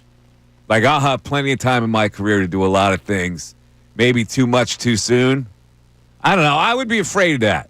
If I was Cooper DeJean, and listen, football's damn hard. I'm not going to push the envelope on football.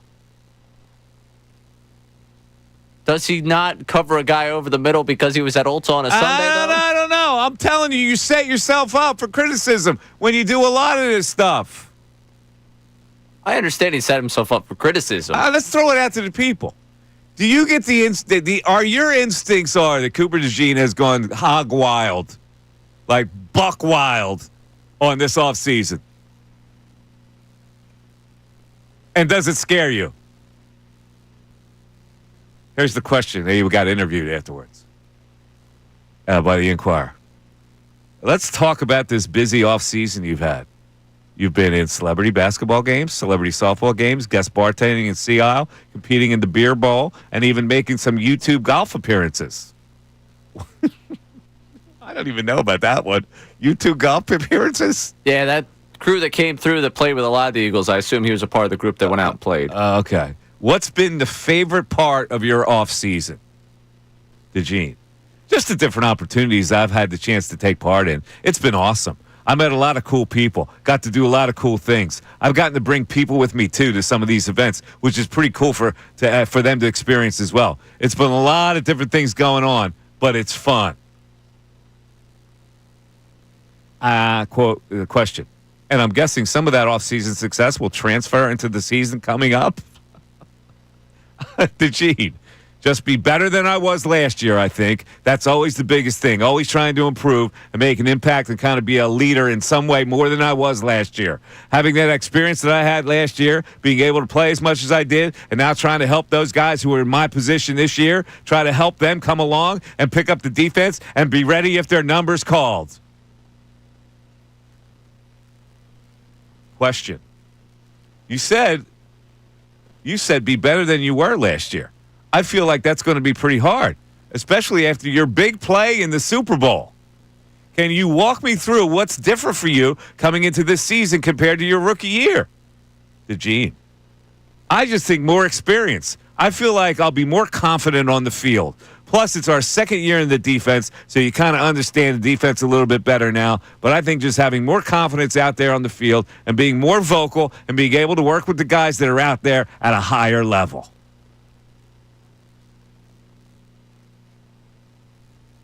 You're very worried. I always get worried when guys just go overboard. The dude has been everywhere. He has. And it worries me. Is it? And I think the football gods look at this and go, oh, yeah? Is it concern I'm just saying. or is it overexposure to you? I'm concerned. Okay. I'm concerned. I don't know if it's overexposure. I'm just concerned that it might be overexposure. That if he plays to a level that's a little lesser than last year, then he's going to get a lot of people nervous. And when you feel that kind of pressure, then, it wrecks your season. I'm probably too close in age to him to care. Listen, I get it. He's living his best life, right? Right. That's the way you look at it. He's living his best life. I look at it like I've seen this picture before where guys do a little bit. It's the Cole Hamill principles. Cole Hamill was about your age, too, at that time. And he had a terrible, he had an offseason where he went here, he went there, he went there, he went here, and his preparation for the season wasn't as good, or focus wasn't as good. I worry about things like that, right? I understand. 610-632-0975. Does anybody else worry about it? Coming up, the news at noon at 12. Don't miss it. We're back after this.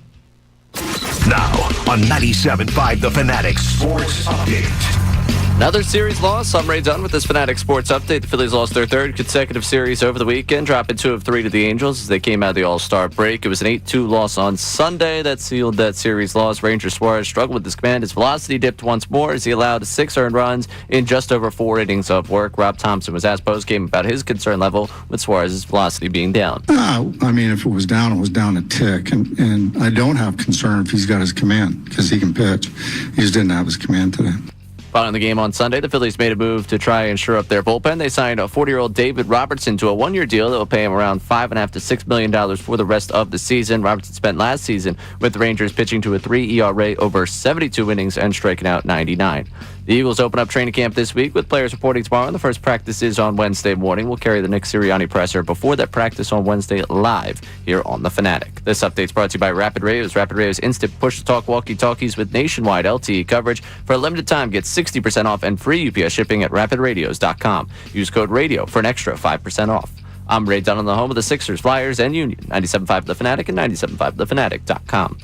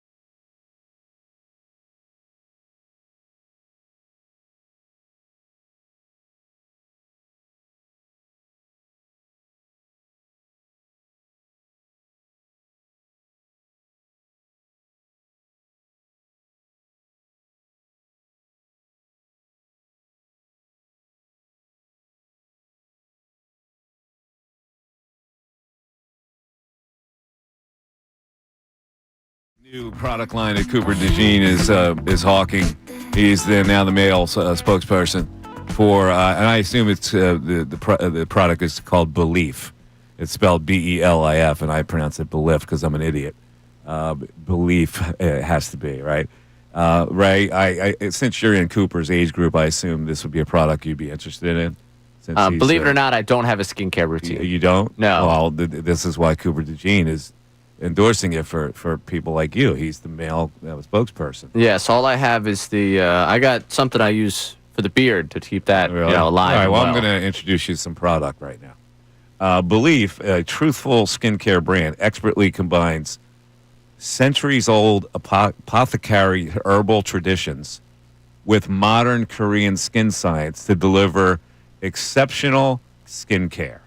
Sourcing the finest, purest ingredients worldwide, Belief inherits the legacy of the renowned herbal apothecary Napier's.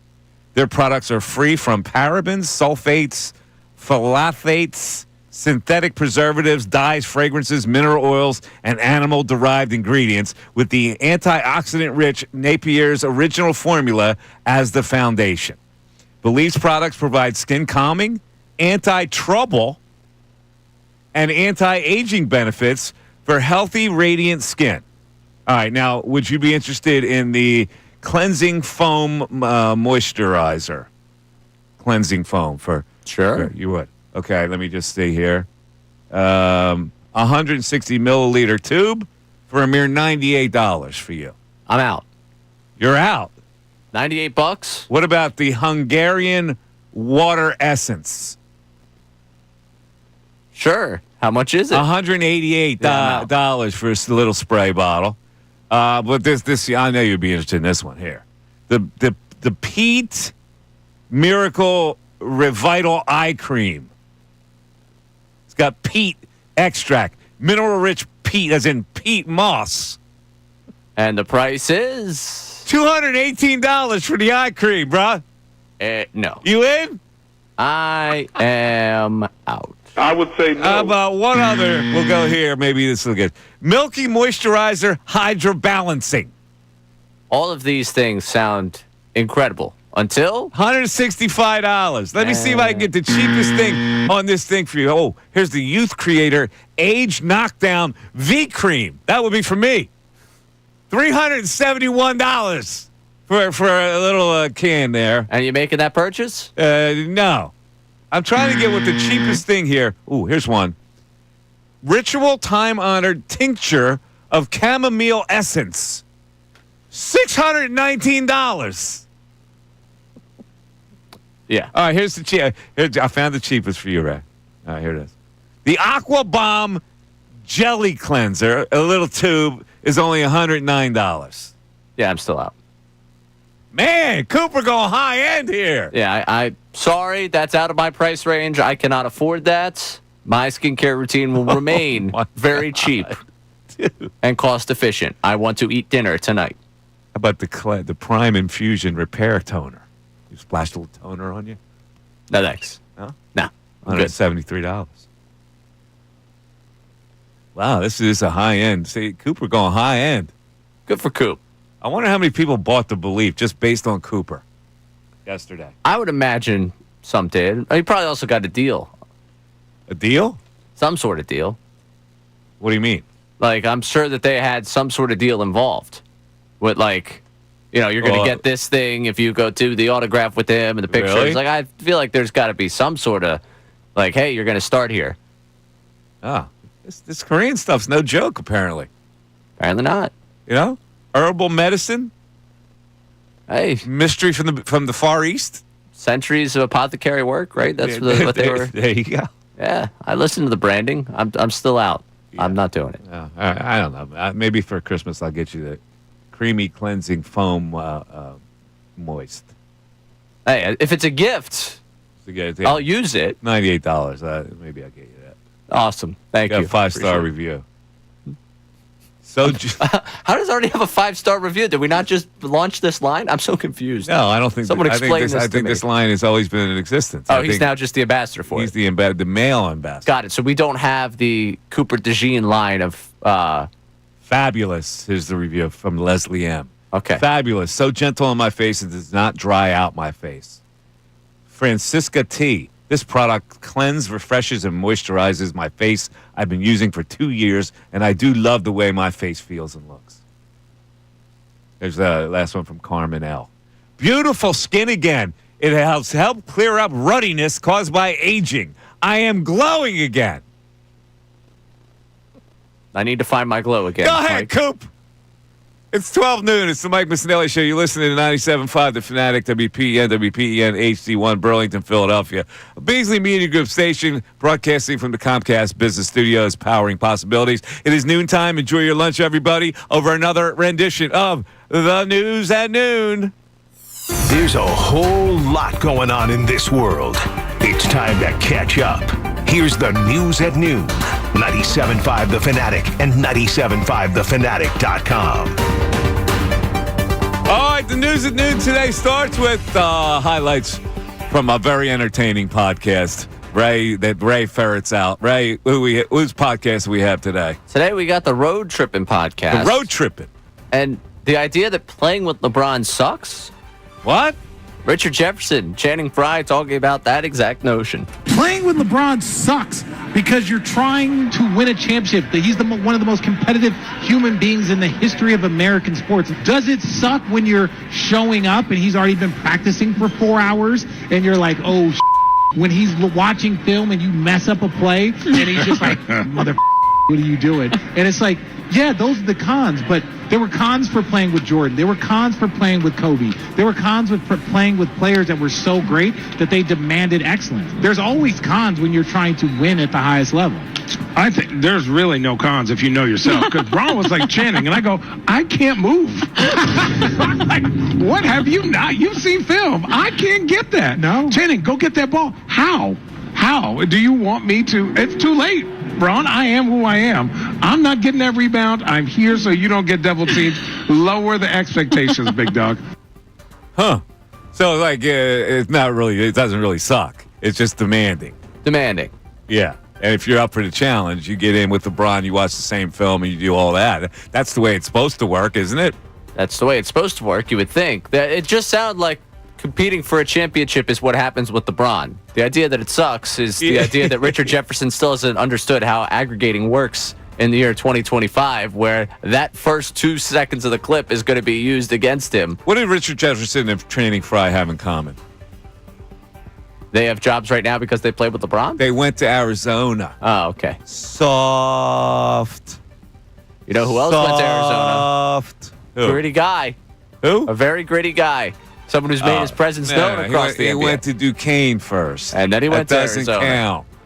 That's different. He's a Pittsburgh, hard-scrabble Pittsburgh kid. He's not a soft Richard Jefferson or Channing Frye. What do you have against Arizona exactly? Soft. Is that it? They're all soft. Okay. They get the softest black dudes that they can recruit. Look at their whole history. It's always a soft black dude. Not the hard scrabble, competitive ones. They get the pretty ones. Arizona, Wildcats. They're all pretty at Arizona. History.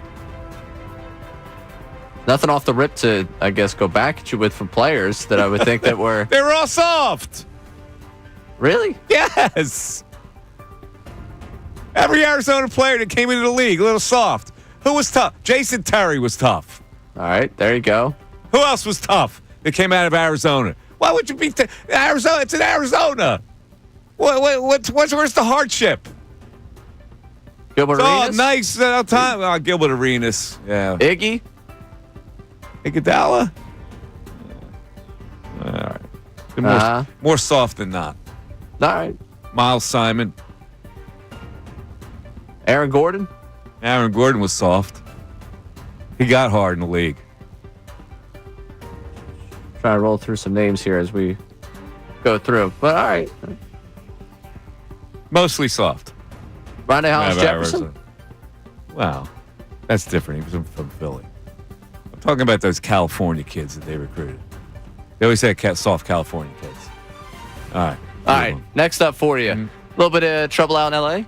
Clayton Kershaw, after the Brewers sweep the Dodgers, saying this? I don't make anything of it. They beat us. We need to play better tomorrow. I don't have much to say. I'm going to get myself in trouble. So let's just call it. Thanks. All right.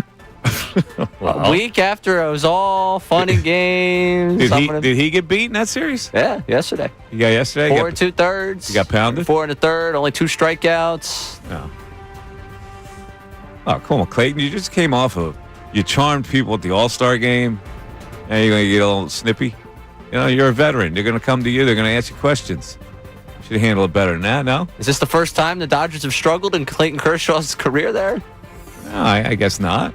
Hey, come on, man. You got to take the high road and go. It wasn't our day today. I need to be better. You know? Yeah, I was just surprised. I didn't think Kershaw had that edge to him. Yeah, to be he like, does. you know what? Apparently, he's got a little edgy. I'm out. Little edgy. All right, what's last? The last one for you. Scotty Scheffler runs away with it this weekend.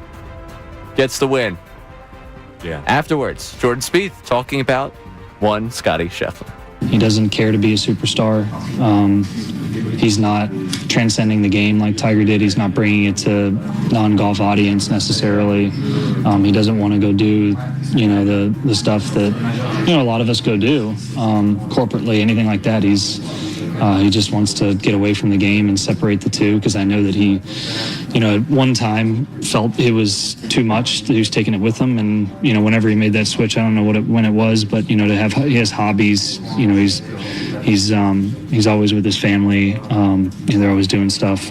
So I think it's more so the difference in personality from any other superstar that you've seen in the modern era, and maybe any sport. I don't think anybody's like him. Whoa. Is that a rip? Does that sound like a rip to you? When I saw the comments, I thought so. And then I thought, wait a second. What's he trying to say? What's he reacting to? I think he's telling you that Scheffler's been able to successfully separate the golf from his personal life. That's made him a better golfer.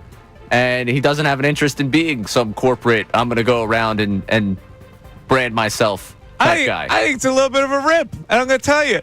When I said last week, after what he said in that press conference, all those other golfers are like rolling their eyes going, dude, man, we're trying to make a living out here, be the best we can, and you say it's not fulfilling and you knock it down and you're above everything else. That's what I think that is. I think that's a little edge coming out from Jordy. But aren't they friends? Are they friends? I'm pretty sure they're good friends. Play that first part of it again it sounds like a rip to me. He doesn't care to be a superstar. All right, that's okay. He's not transcending the game like Tiger did. He's not transcending the game like Tiger did necessarily. He doesn't want to go do, the stuff that, a lot of us go do. He doesn't want to do the stuff that a lot of us go do. That's a rip. I think that's him saying that's who he is, and that's him coming into who he is has allowed me better at golf. He said he changed. He got snobby. No, what he's saying is he changed his mindset, and it made him better at golf. Listen, he's the most dominant golfer on the planet right now. I've never seen anything like it, but I found myself rooting against him this weekend. I was watching Sunday, and I'm going, screw up. Really. I wanted somebody to catch him. And I think that press conference turned me off about Scotty Scheffler. I found myself rooting for him. You did? You were rooting for him, huh? He's the best golfer in the world. I root against the best golfer in the world when he doesn't appreciate that he's the best golfer in the world, and he says it's not fulfilling. I root for a guy that separated work from personal. Separates work from personal. His work is his life. His work enables him to be what he is. And what he's telling you, and what Spieth's saying right there, is that he has become better when he's put the two in two different worlds, where he doesn't have to feel like he's identified as the golfer all the time. That sounds like a rip to me. I think it's a friend complimenting him. I don't know. That's the news at noon. I'm telling you, I was rooting against him. There was nobody that was going to catch him.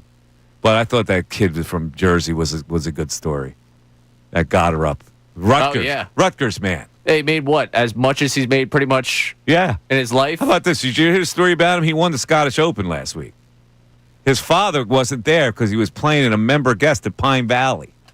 Oh, I didn't hear that story. Yes, that's hilarious. The old man was playing in a member guest at Pine Valley. He couldn't go over to Scotland to see his kid win the Scottish Open. That's hysterical. I did not hear that. Yes.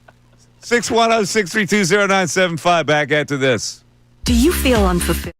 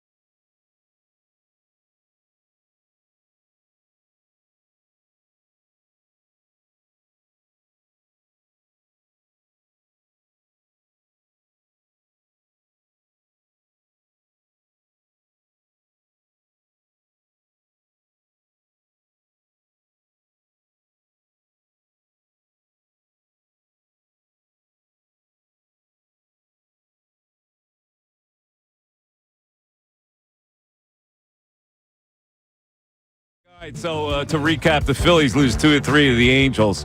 And I came away thinking that the Angels have a better hitting lineup than the Phillies. That was evident to me. Also, Ranger Suarez, with a weak outing. He's hit an innings plateau, I think. And, it's funny because I thought a couple starts ago he had this decrease in velocity. And then he came back and he pitched very well. So I don't know what to think now.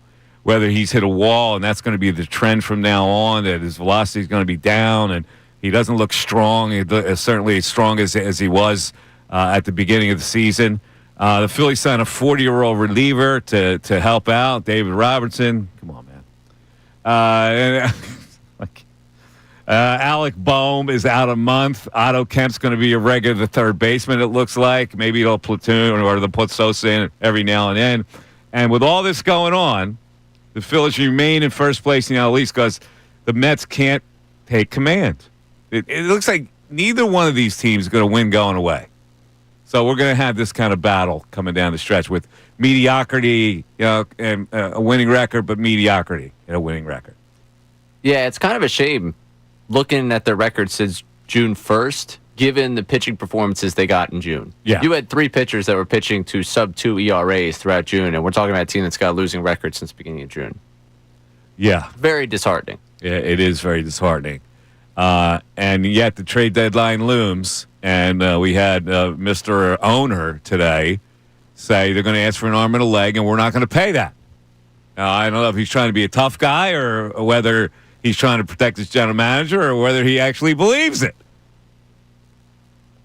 You just can't trade everybody and say, well, and by the way, some players who you think we should be getting, they're not going to be available. I think most people understand that, John. Other players you want us to get, they're going to be available, and it's going to be an arm and a leg, and we're going to say no. So you just mentioned the tough guy thing. Mm-hmm. We did get I don't know if it was a YouTube comment or a text, like maybe he's trying to play a hardball with the rest of the league. And I don't think that works, but I do think there is a world in John Middleton's head where he thinks delivering that quote and that line does make it seem like he's playing hardball. Like, I think he could see that being perceived as like, hey, don't come to the Phillies asking for something ridiculous. We have our priorities in check here. But see, he doesn't have the goods. They have the goods. Right? But you're trying to get the goods from somebody else. You can't be a tough guy. I don't think that it works that way. I want to be very clear about it. But I could see in his mind him sitting there thinking, I'm going to deliver this message, and this is a message to the league. Hey, don't mess with my guy Dave. Yeah. It doesn't serve this organization well at all when you take that kind of attack. I don't think it serves the fan base well. Truthfully, I didn't like hearing that. I don't think it serves the organization well either because they're the ones that need the players. Like, listen, you want to play, well, we're playing hardball. You're going to ask for an arm and leg. We're not going to do it. Okay, then you're not going to be good enough. And they go, okay, you don't want to do it? That's fine by us. That's okay by us. You want our guy. We don't want your guy. Which is, again, why I don't think it works that way. But I could see a world in which he feels it works that way. Like, he feels like he's making a statement on behalf of the organization. Don't bring less than your best here. Yeah, John, I don't know. He says, we had that problem last year with Crochet at the trade deadline. We made a spectacularly good offer. So good that Dave looked at me and said, I don't know that we should be doing this. Okay, you didn't get Garrett Crochet. I do love, one of the things I love about John Middleton is the wonderment of fan he speaks with as an owner. Yes. Like, it's almost like he's excited to be in the room as it happens when they're talking about Crochet. Yes. Like, his excitement there, while it'd be concerning if I felt like he was more involved and, like, had more of a hand in, like, oh, I want you to see you go get that guy or, pursue that avenue. The fact that he sits there as a fan just like the rest of us in that Crochet room, like, oh, we're going to give up that? Yeah. No way. Really? Yeah. That's the deal on the table right now? And I do like that about him. He went back to the acquisitions of the Cliff Lees and the Pedro Martinez's and the Roy Oswalds and the Hunter Pences. And he said every move was an A-plus move. Every player he brought in performed at a very high level, and we still lost. Okay, I get it. So I hope you're not taking that thought to, well, even if we get these players, there's still a chance of losing. Of course there is. But again, it's like Ray at the blackjack table, right? You got to know the strategies. You got to reduce the edge that the house has on you by knowing the strategies. Exactly. Hit on 19 every time. Yeah, so listen, John, I hate to break it to you, but the consensus is that your team might not be good enough to win a World Series. Therefore, if they ask for an arm and leg, that's a shame, but you got to give the arm and leg. Right. Your team is in a position where maybe you have to give the arm and leg because that's going to increase your chances at the blackjack table. Let's go to the text board. We got some skincare. We don't have anyone that wants the skincare product. Oh no, because I gotta live. If you're interested in anything, just ask me and I'll give you the price. And it's all too expensive for you. We got someone texting in here. I could care less what Cooper does in his off time. What's the difference between him being at the store promoting a product, taking a vacation, or barbecuing in the backyard? None of it is football related. I'm sure he is still doing his workouts every day. Okay, I'm sure he is. What I'm saying is the football gods are out there. They're going, when you do too much, a little slippage could happen the next year. That's all I'm saying. Jasper echoes that feeling. All due respect to Cooper DeJean, I am definitely concerned about him. Yeah, and maybe logically there's nothing to be concerned about. That he's a diligent kid with his workouts. But sometimes you drift away. Sometimes you start doing this and you start doing that and you start smelling yourself a little bit. And then something happens during the season and it's bad luck or whatever. That's all I'm saying. I like the guys that keep the nose to the grindstone. And, of course, if you kept your nose to the grindstone, you would need the Belief products, right? Because you'd be all chafed up. So there you go. I just didn't think we were going to get to Cooper DeJean as a skincare routine off-season time. I want to know what he uses. Might be interested. He can convince me to use it. I like my skincare products. If Harry's, anyone from Harry's is listening, that's my skincare routine. Oh, you like the Harry's? Yeah. You use the Harry's razor, do you? No, just the little... the razor's good. I like a Harry razor. The little I'll be honest beard. with you. I think it's my go-to razor, the Harry. Is it? Yeah. Maybe I'll make that part of my everyday thing. Harry's, give us a call. I want to get this Pete Miracle Eye Cream for $218. I think I'm going to get it, and we're going to sample it on the air. All right. See what it does for your eyes. Mike Missanelli Show continues. Now on 97.5 The Fanatic Sports Update. Another series loss. I'm Ray Dunn with this Fanatic Sports Update. The Phillies lost their third consecutive series over the weekend, dropping 2 of 3 to the Angels in their first series since the All-Star break. Sunday was an 8-2 loss, but Ranger Suarez struggled with his command and his velocity dipped once more as he allowed 6 earned runs in just over 4 innings of work. Rob Thompson was asked postgame about his concern level with Suarez's velocity being down. If it was down a tick. And I don't have concern if he's got his command because he can pitch. He just didn't have his command today. Following the game on Sunday, the Phillies made a move to shore up their bullpen. They signed 40-year-old David Robertson to a 1-year deal that will pay him around $5.5 to $6 million for the rest of the season. Robertson spent last season with the Rangers, pitching to a 3 ERA over 72 innings while striking out 99. The Eagles open up training camp this week with players reporting tomorrow, and the first practice is Wednesday morning. We'll carry the Nick Sirianni presser live here on the Fanatic Wednesday morning prior to that practice. This update is brought to you by Rapid Radios. Rapid Radios instant push-to-talk walkie-talkies with nationwide LTE coverage. For a limited time, get 60% off and free UPS shipping at rapidradios.com. Use code RADIO for an extra 5% off. I'm Ray Dunn, the home of the Sixers, Flyers, and Union. 97.5 The Fanatic and 97.5thefanatic.com.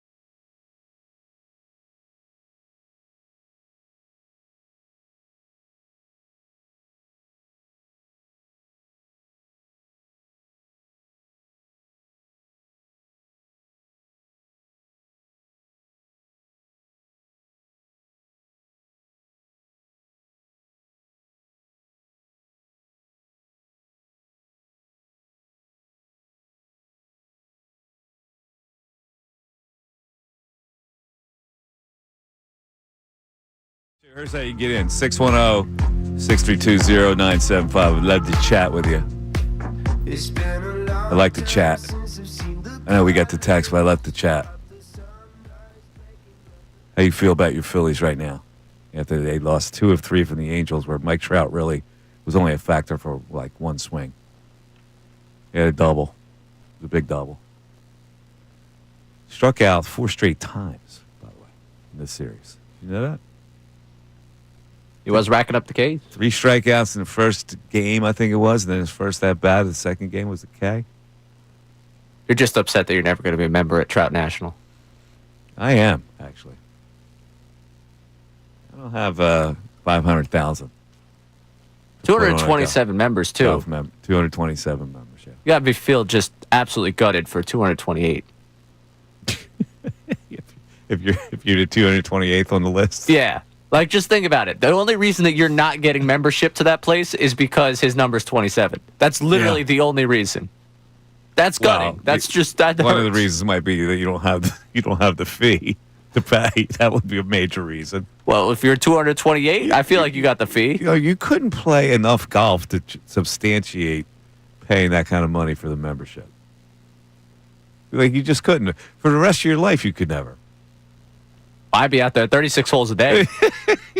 That'd be my life. Nobody would be out there 36 holes a day. You would never hear from me again. In fact, this is one of those courses that'll be sparsely played because it's all the people traveling around the world doing this. They want to be a member of it for the prestige of it. I'm a member of Tiger Woods and Mike Trout's golf club. I'm a multimillionaire. Sometimes I'll get the Philly and I'll play it one time a year. I would be texting everyone on my phone, hey. What would be a guest fee? Could you bring in a guest for $500,000? Yeah, I'm saying you probably can't bring in a guest. Oh, that'll be the loneliest man in the world. or a guest fee would be like to play. If you're a member of a club and you bring in a guest, you got to pay for that guest. So you're probably paying at a regular club. The guest fee is probably $150 a round. So what would be the guest fee for that? I feel like it's probably normal-ish. I don't think so. I mean, I wouldn't think so. You got to pay for your guest. It probably costs you $5,000. I feel like you're getting your money up front there with the initiation fee, no? I don't know. They're not going to let a guest walk on there for free, are they? No, but I feel like you're getting your money up front for the initiation fee. Like the clientele you're attacking is now well aware when you're but you still have to pay dues per year. Right. So you're paying initiation fee. Let's just say, conservatively, it's $300,000. Correct. Then you have to pay fees per year. Yes. Which how much could the fees be? It would probably be another $100,000. I don't know. Listen, and then every time you play, you got to pay the greens fees. It's expensive. Very expensive, Mike. Let's go back to the text board. What do you got? We had a guy on hold. What happened to him? I don't know. Oh, he dropped. Lenny.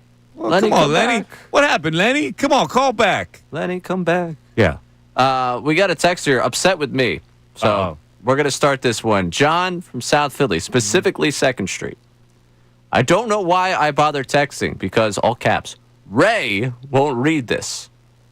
But I honestly believe in today's world, Cooper is surrounded by people that are watching out for him, keeping him in check. Great job, Michael. Great job, Ray, even though you don't read my texts. Well, see, people text you because they want to be read. And sometimes you can't read them all. Correct. Right? I'm not singling you out, John. I apologize. All right, so you read his text. Yes. All right. But he's not worried about Cooper DeJean. He's not worried about it. Well, nobody's worried about Cooper DeJean because he's Cooper DeJean right now. Everybody wants to give him a noogie. He's a very popular white boy. He is. Let's face it. Listen, the fact that he's white is bringing him all these endorsements. The fact that he's a rare breed, he is a white defensive back in the NFL, makes him more marketable than really he should be at this point. Don't you think? Yes and no. Yes, I believe it plays into it. He didn't come in and be a superstar and all of a sudden got all these endorsements. He has an angle for these endorsements. And he does have an angle to the endorsement, so that does play a role in it. It's why it's a driving force of what has made him so marketable. Part of it, I do think, is the team's success. Like, if they bowed out in the divisional round, Cooper DeJean doesn't have this offseason that he's had. If he... I get it, but why doesn't Quinion Mitchell have the same offseason? And that's a fair question for it. I mean, that's a fair question to raise on this one. Like, I think DeJean having the pick 6 of the Super Bowl, having one of the more iconic moments of that Super Bowl, helps out his marketability. Being a champion helps out the marketability. And also being the pretty much one white cornerback you see out there, the novelty of it, people are going to line themselves up with the brand. Yeah, how come Zach Bond didn't go on all these endorsements? Zach Bond had a better year than Cooper DeJean. Yeah. And dude, I'm right there with you in this one. You're not losing me on this argument. I'm just saying that I think it's one of multiple facets to his marketability. Like, if he has the novelty, which has pushed him ahead of a lot of his teammates in terms of making money, but also the reason they're all making money is because they're Super Bowl champs. I just find it hysterical. Well, that's not hysterical, but I just find it really interesting that the white cornerback type now gets all the endorsements because it's a rarity.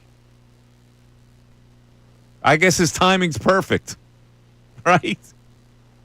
I guess. All right. 610-632-0975. Let's go to Matt in West Deptford checking in. Matt, you're on 97.5 The Fanatic. What's up, Mike? How you doing? What's up, Matty? How you doing? Not good. Listen, what's the matter? when I seen that the Phillies signed David Robertson, I'm gonna smash my phone. Oh no! Listen, man. Listen, if they don't go get Clase, Miller, Duran, one of those three closers, right, and a right-handed bat, I hope this team does not make the playoffs. No, you don't. Why not? Come on, yes, Matt. I do. Yes, no, yes, I do. What? Yes, I do. Because listen, our scouts, all our players never pan out. They never trade no one, right? They need, like, Painter. That dude stinks. Well, stop it. What are you talking about? He stinks. How do you think he stinks? He's got great stuff. He doesn't stink. Great stuff. 6 ERA in the spring training. Why is he brought up there? It takes... Why? Takes a while. It takes a while to find yourself. He's just coming off Tommy John's. He's coming off Tommy John surgery, for crying out loud. Have him Nick Gable. Have him Crawford. Why aren't they brought up? Why aren't they moved or whatever? Well, they might be moved at the trade deadline. You don't know. You don't know what's going to happen. You don't know. My question, when's the last time the Phillies had a top prospect, right? Yeah. That came up was good. Other than Reddick, because I know what you're going to say. You're going to say Howard, Utley, Rollins, Hamels. Other than that, when's the last time someone came up in the farm system? I'll wait. Well, they got 2 starters out of the farm system. 2 of their starters, Bohm and Stott. Stott? Yeah. Stott stinks. He doesn't stink. He doesn't stink. Okay, I was all about it. That dude stinks.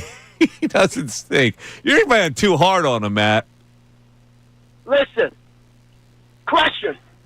How many teams are coming out of the Central to make the postseason this year, Mike? Well, the Cubs will probably win their division. The Brewers are right there.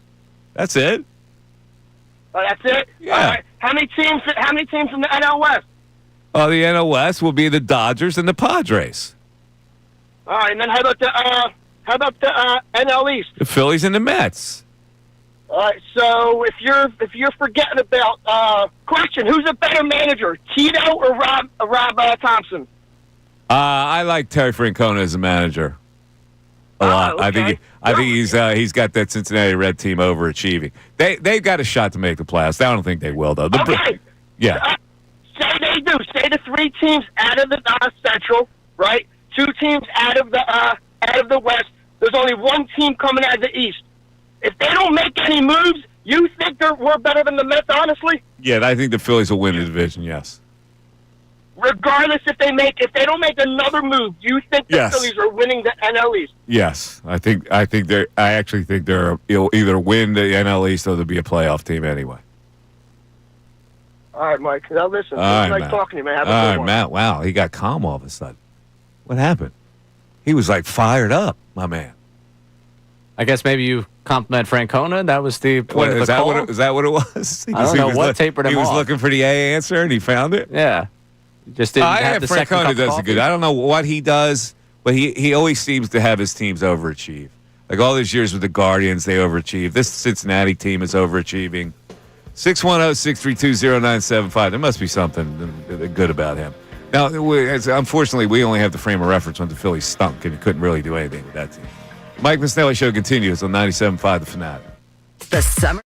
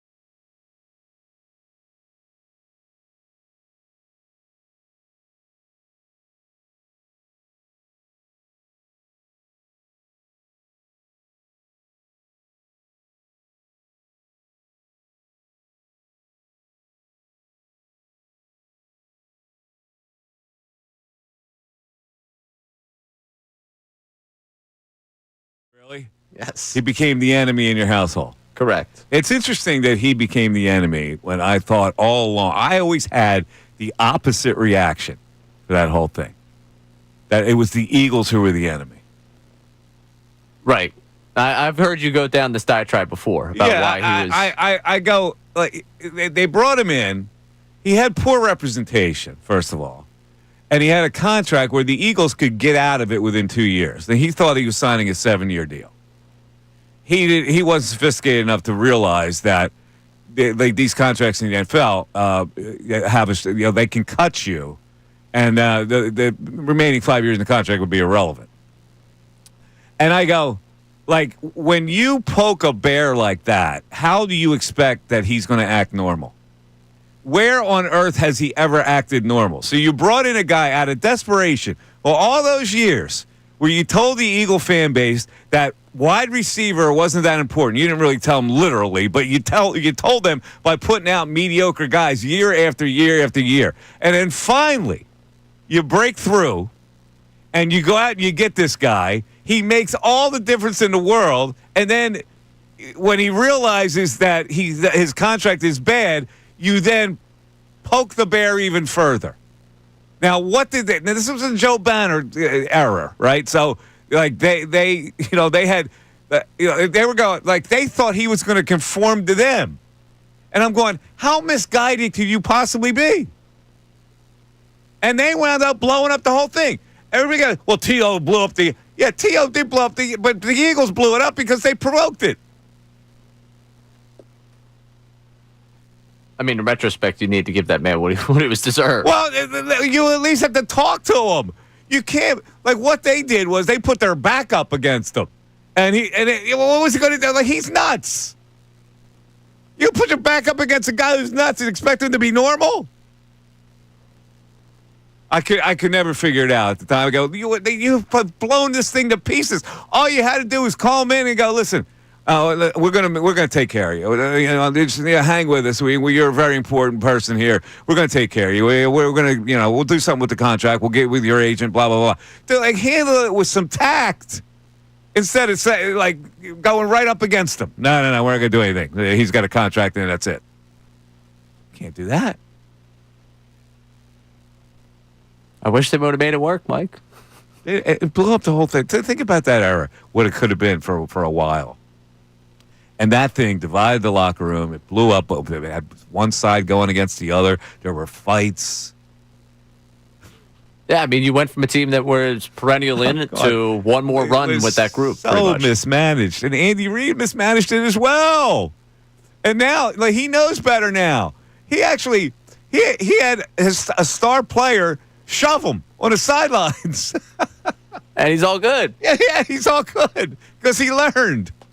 And I just, I never forget, I had the contrary. Everybody on earth in town was against T.O. at the time. And I'm going, you're not looking past the obvious here. The guy's a lunatic. If you hire a lunatic, you got to expect that he's going to be a lunatic and learn from professionals how to deal with a lunatic. Unreal. Let's get back to the phones. We got David in Philly. David, you're on 97.5 The Fanatic. David. Hey, guys. Can you hear me? Yeah, you're a little low, David. Speak up a little bit. Is that better? Yeah, there you go. That's much better. All right. I want you guys to answer a question for me because I really don't know the answer to this, and okay, this has just been baffling to me for the longest. I assume this is not just the Phillies; it's probably across baseball in general. But one thing I don't understand for the life of me is the unavailability factor when it comes to the bullpen. Are these not guys that, have basically trained their whole lives, stemming back to young adolescents, I'm guessing, in little league, maybe high school, pitching, perfecting your craft, and then you go out one inning, throw 16 pitches or something, and now the next day you're unavailable? Like, I really don't understand. You raise a decent point. It all depends on how many pitches you throw, though. You come back like for one inning. Yeah, but how many pitches are you throwing in one inning? 16 is fine. Now, if you get into your 20s, it's different because you've been warming. You have to understand that you're just not throwing 20 pitches. You're throwing a lot of bullpen pitches. You're warming up maybe once or twice. So, depending on how many pitches you get through an inning with, that determines your availability for the next. Like the Angels used a couple guys this weekend back to back. And it was probably because the pitch total was a little low in one game. You don't want to overuse a guy in the bullpen because they do throw a lot of pitches. They warm up a lot. But I go back to my point. Like, this is all you do. Like, what else do you do outside of being? Yeah, but it's a long season, bro. And when you figure you're coming you're coming in many times throwing 20 pitches an outing, and in your bullpen, you probably threw 25 to warm up. So it takes its toll, and they want to keep them as fresh as possible. It's a delicate line because, I mean, you can't be durable if you're always being pampered and, I don't think that applies anymore. You can't. These guys are trained now to throw as hard as they can for as long as they can. It's not like the old days where you paced yourself. I disagree with the whole concept. You want to run guys into the ground. You want to run guys into the ground. You can't do that. You need it for 162 games, David. I mean, John. get it, but at the end of the day, this is what you paid for. You're an athlete. This is what you trained your whole life. I get it. You're still making like 55, 60 appearances. That's a lot. You're coming in 60 games a year. But you understand that. You know what I mean? Like, it's not like we just figured out there's 162 games. Like, we know this already. I got it. So there's a lot of usage for relief pitchers, and you want to keep them fresh for the entire season, and you don't want to overexpose them. Now, some guys have stronger arms than others. Some guys can withstand it a little more, but the way everybody does it, all these teams don't like to throw their guys back to back. 610-632-0975. Mike Missanelli Show continues on 97.5 The Fanatic. Now on 97.5 The Fanatic Sports Update. Another series loss. I'm Ray Dunn with this Fanatic Sports Update. The Phillies lost their third consecutive series over the weekend, dropping 2 of 3 to the Angels coming out of the All-Star break. It was an 8-2 loss on Sunday for the Phillies as Ranger Suarez struggled with his command. His velocity dipped once more as he allowed 6 earned runs in just over 4 innings of work. Rob Thompson was asked post-game about his concern level with Suarez's velocity being down. I mean, if it was down a tick. And I don't have concern if he's got his command because he can pitch. He just didn't have his command today. Following the game on Sunday, the Phillies made a move to attempt to shore up their bullpen. They signed 40-year-old David Robertson to a 1-year deal to pay him around $5.5 to $6 million for the rest of the season. Robertson spent last season with the Rangers pitching to a 3 ERA over 72 innings of work while striking out 99 batters. Eagles open up training camp this week with players reporting tomorrow, and the first practice is Wednesday morning. We'll carry the Nick Sirianni presser before that practice Wednesday morning live right here on The Fanatic. This update is brought to you by Rapid Radios. Rapid Radios instant push-to-talk walkie-talkies with nationwide LTE coverage. For a limited time, get 60% off and free UPS shipping at rapidradios.com. Use code RADIO for an extra 5% off. I'm Ray Dunn, the home of the Sixers, Flyers, and Union. 97.5 The Fanatic and 97.5thefanatic.com.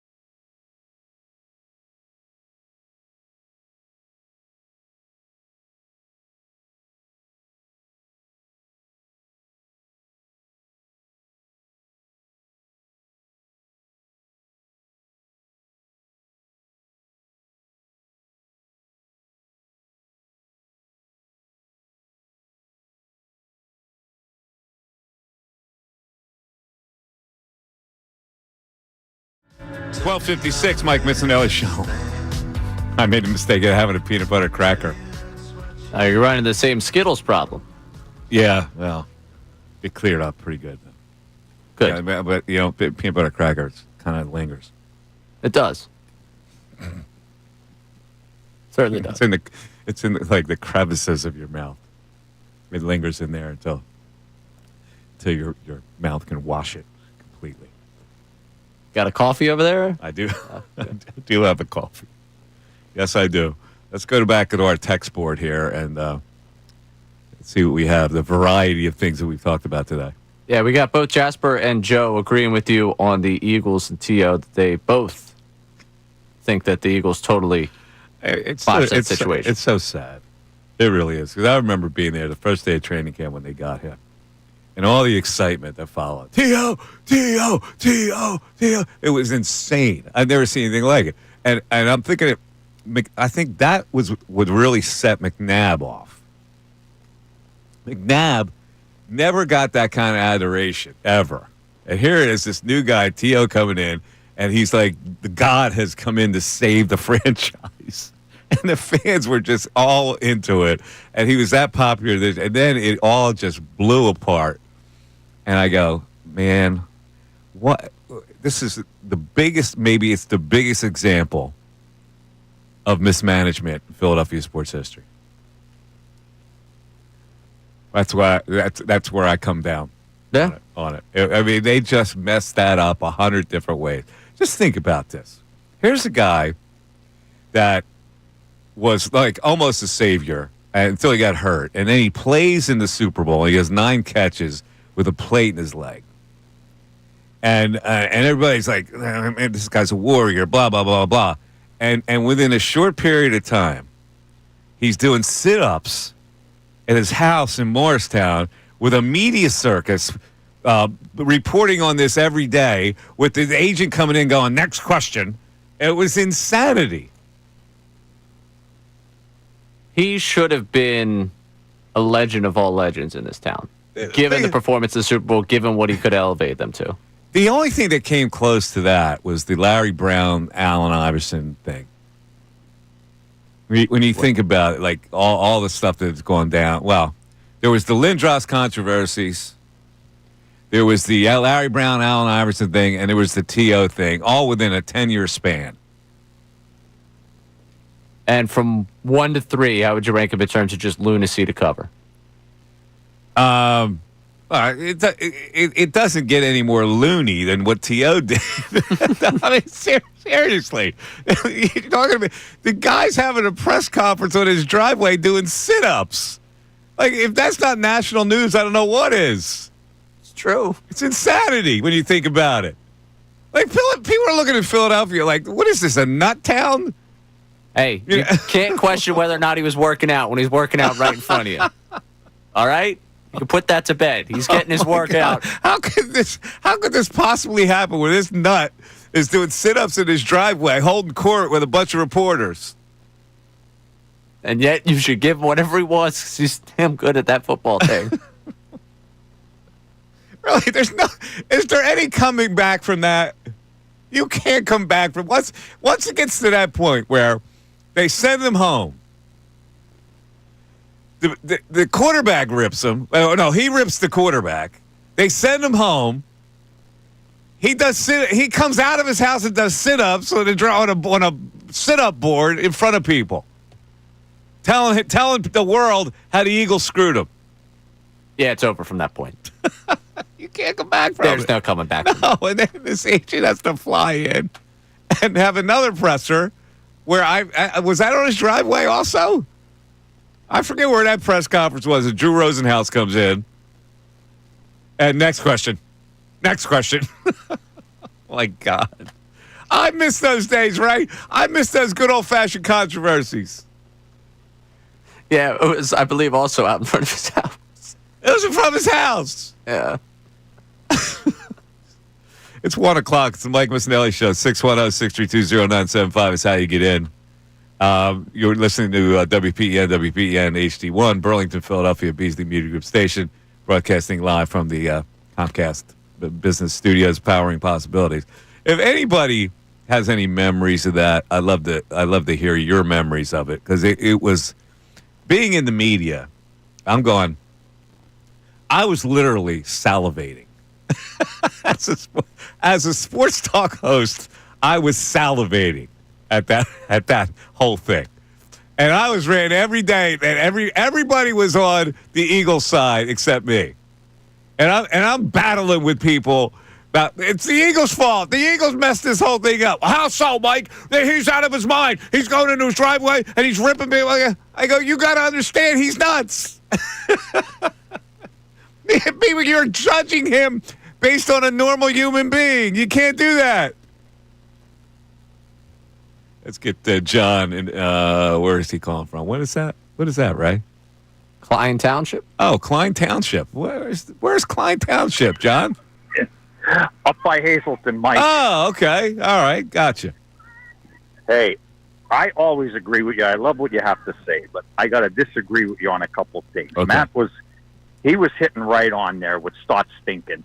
Yeah. Yes, he got a great glove, but his bat, he ain't a major league ball player. You always turn around, you say you could see it in them. You know, Kingery, you didn't like him. I don't know how you feel about Otto Kemp, but I think Otto Kemp's a pure hitter. He just needs some time. What? He's a pure hitter. I think, Mike, he's hitting the ball. He just needs some time playing. He's hitting 250. I see him as a 280 hitter if he got to play every day. Oh, man, I don't see that. All right, go ahead. I could definitely see it. And let me just say this quick before I get on to the list. David Robertson, if he wants to pitch with the Phillies, he owes us $25 million. For what we gave him and how many games he played with us, he owes us money. So he should pay he needs to pay to play. Yes, he needs to pay us to come and play. So how do you feel about that, John? How do you feel about David Robertson? Do you think he can help? I hope, Mike. Hey, he can't be any worse than what Romano is, you know. But, yeah, Mike, now you said that the Phillies are definitely going to win the division. I didn't say definitely. I said they're going to either win the division or be in the playoffs. One or the other. I don't know, Mike. I'm going to disagree because we can't hit Mike. The Mets, yes, okay, you're going to say the Mets. The Mets got 3, 4, 5 guys that are going to hit 25 or more homers, and they're starting to get some of their starting pitchers back. We have nothing. We can't hit. Yeah, all right. So even if the Mets win the division, why wouldn't the Phillies make the playoffs? I don't know, Mike. The Giants. You might get the Giants are now a couple games behind. I don't think they're going to be a factor. You got the Cubs, Brewers, Dodgers, Phillies, Mets, Padres. I think you're going to be your playoff teams. I don't think anybody else is going to slide in there. Hey, I hope so, Mike. But here's what's scary. If we were hitting the ball just a little bit, we should be up in that division by 10 games. All right, John, let me give you the playoff structure right now, and you tell me what's what, okay? So right now, it's Cubs, Dodgers as number 1 and number 2 seed. The 3 seed would be the Phillies. The 4th seed would be the Brewers. The 5th seed, the Mets. The 6th seed, the Padres. The Phillies would play the Padres in the first round at home. Do you think they would lose that series? I would sure hope not. Well, that's why I'm asking you. You seem to be down on the Phils. I'm painting out the scenario for you. I would say this, Mike. Yeah, I think they would lose. Only because they don't hit. You think they're going to lose 2 of 3 at home to the Padres? Yes. All right. And listen, if that's the way you feel, I don't know. I think we sometimes get too crazy when we get down on the Phillies. They're still in first place. The Mets aren't going to go anywhere. They're going to hover around the same area. These two teams are going to hover around first place the whole rest of the year. If the Phillies make a deal, which I think they will, that enhances their chances to win the division. And if they win the division, they'll get that 3rd spot. If not, they'll get a playoff spot if the Mets win the division. Are they good at my only question with the Phillies? I'm not down on it to the point where they're not going to make the playoffs. My only question is, are they good enough to get to the World Series? And I would say right now, absolutely not. But there's some deals to be made, and we'll reassess. David Robertson doesn't make him any closer to the World Series, in my opinion, but somebody else might. You're high on David Robertson, man. I guess I'm high on him compared to how low I am on everyone else. Like he hasn't thrown a pitch. How are you high on him? So I have 16 years worth of data on the guy as compared to the rest of this roster that has been. And what makes you think he's got anything left in number 17? I think people say it looked good, and there were a lot of contending teams on him. The Phillies got him. You know what? I can look good. I'll throw for somebody. I'll look good. That doesn't mean I'm going to get major league hitters out. Mike, come on. I respect you as a baseball player. To say that you were going to look good compared to what David Robertson point is that like. any pitcher is going to look good at a tryout where you're just throwing, and they're going to clock your velocity and such. If all the contending teams in the sport left there were like, you know what, maybe we should go after this guy, I feel like that's probably a good sign that someone that he at least can do something for you. Does it show that people are desperate, or does it show that he's going to really help somebody? I would say it shows you that he is going to help you. I don't think David. You know what I think is going to happen? This is what's going to happen. He's going to early on. He's going to be successful, and then he's going to get wrecked, just like everybody else. Everybody else being who? The Phillies right now, who they have. Has everyone been good from the jump? I mean, Romano was being run out of town. No, I'm talking about your boys, the Daniel Robertsons of the world and the Max Lazars of the world. They'll have a good inning, and like that kid Seth Johnson. When I saw him the first time, I go, what am I missing with this guy? He throws 100. He's got a slider. It's really biting. What am I missing from this guy? Since then, I don't know. I guess I just feel like guy who's proven he can get major league hitters out over 16 years. And was doing it last year, held out for money, didn't get the money he wanted, finally got the contract that he wanted. He hasn't had the run of pitching for the last 3 or 4 months the way you would be demanded in a major league bullpen setup. I'm more excited for him to be here than not have him. He's got a 40-year-old arm, Ray. 40 years old his arm is. And some of these 23-year-olds got fresh arms that can't get anybody out. He's been around the block. I'm not telling you that they just signed Prime Mariano Rivera. I don't want a 40-year-old. Now, maybe he's better than Joe Ross. I hope. But I don't think he's going to make any significant difference. 610-632-0975. We're back after this. Hey, everybody. It's Bill Colarulo, and coming up at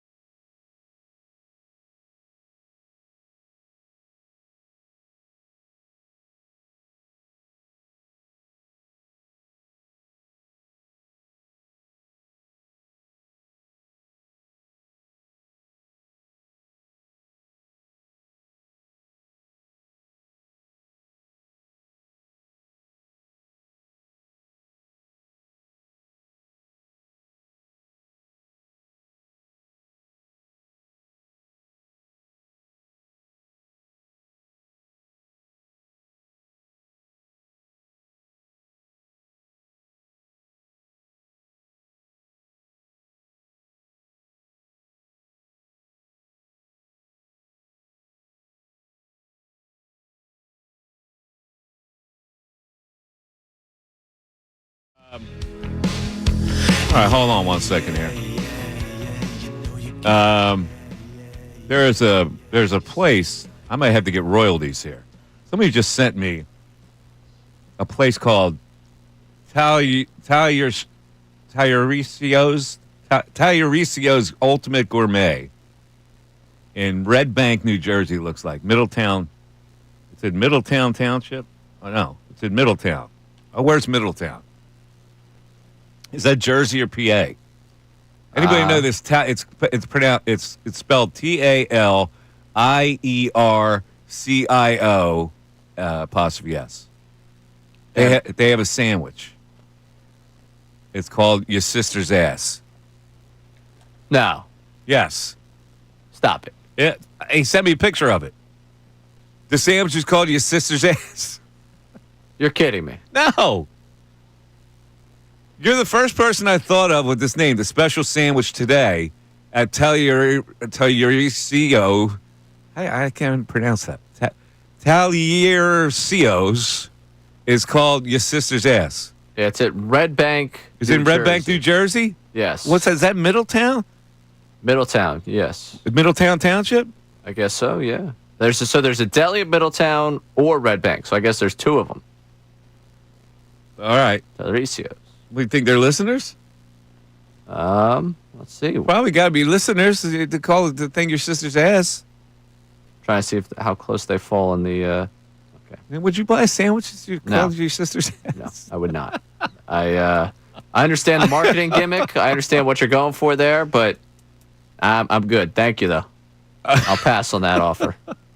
Someone else. It's like it's an Italian hoagie of some sort. I mean, I think they could get us still up there where they are. Send me a picture. It's got arugula on it. I'm not big on the arugula on a sandwich. You're anti-arugula? Yeah. I like it. I don't like an 100% arugula salad. Like if it's mixed in there. I'm a fan. You big arugula guy? I mean, I wouldn't say big. Like, I'm not choosing to have it over other things, but if it's there, I'm like, yeah, it's a nice thing to have. All right. Meanwhile, Drew Makuba signed his deal, so all the Eagles draft picks are signed. That's the news of the day. And what is this? What happened to the Phillies when we lost to the Diamondbacks? Matt from West Deptford. What does that mean? I'm assuming he's going off on the bats not hitting. That's what I'm assuming. Listen, it could happen, and it could just as well not happen. Like, the thing about hitting is that you can't predict. You can't say, okay, because they did this against the Diamondbacks, that's going to happen again this year. You don't know. You have no idea what's going to happen from year to year to your offense. Yeah, I mean, we have an idea of what these guys' shortcomings are, but... Yeah, like Stott. Listen, I get it. But I would not bail out on Bryson Stott. I don't know what's going on with him. He's lost his confidence a little bit. When he first came up, his confidence was at an all-time high, and he hit. He hit like 280 his first year, didn't he? Something like that, yeah.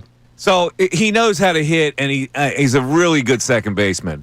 I wouldn't get too crazy about Bryson Stott hurting this team. If everybody else you need to get production from your outfield.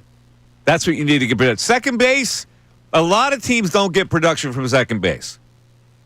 Yeah, but it's especially brutal. I know it is. He's got one of those OPS as a baseball.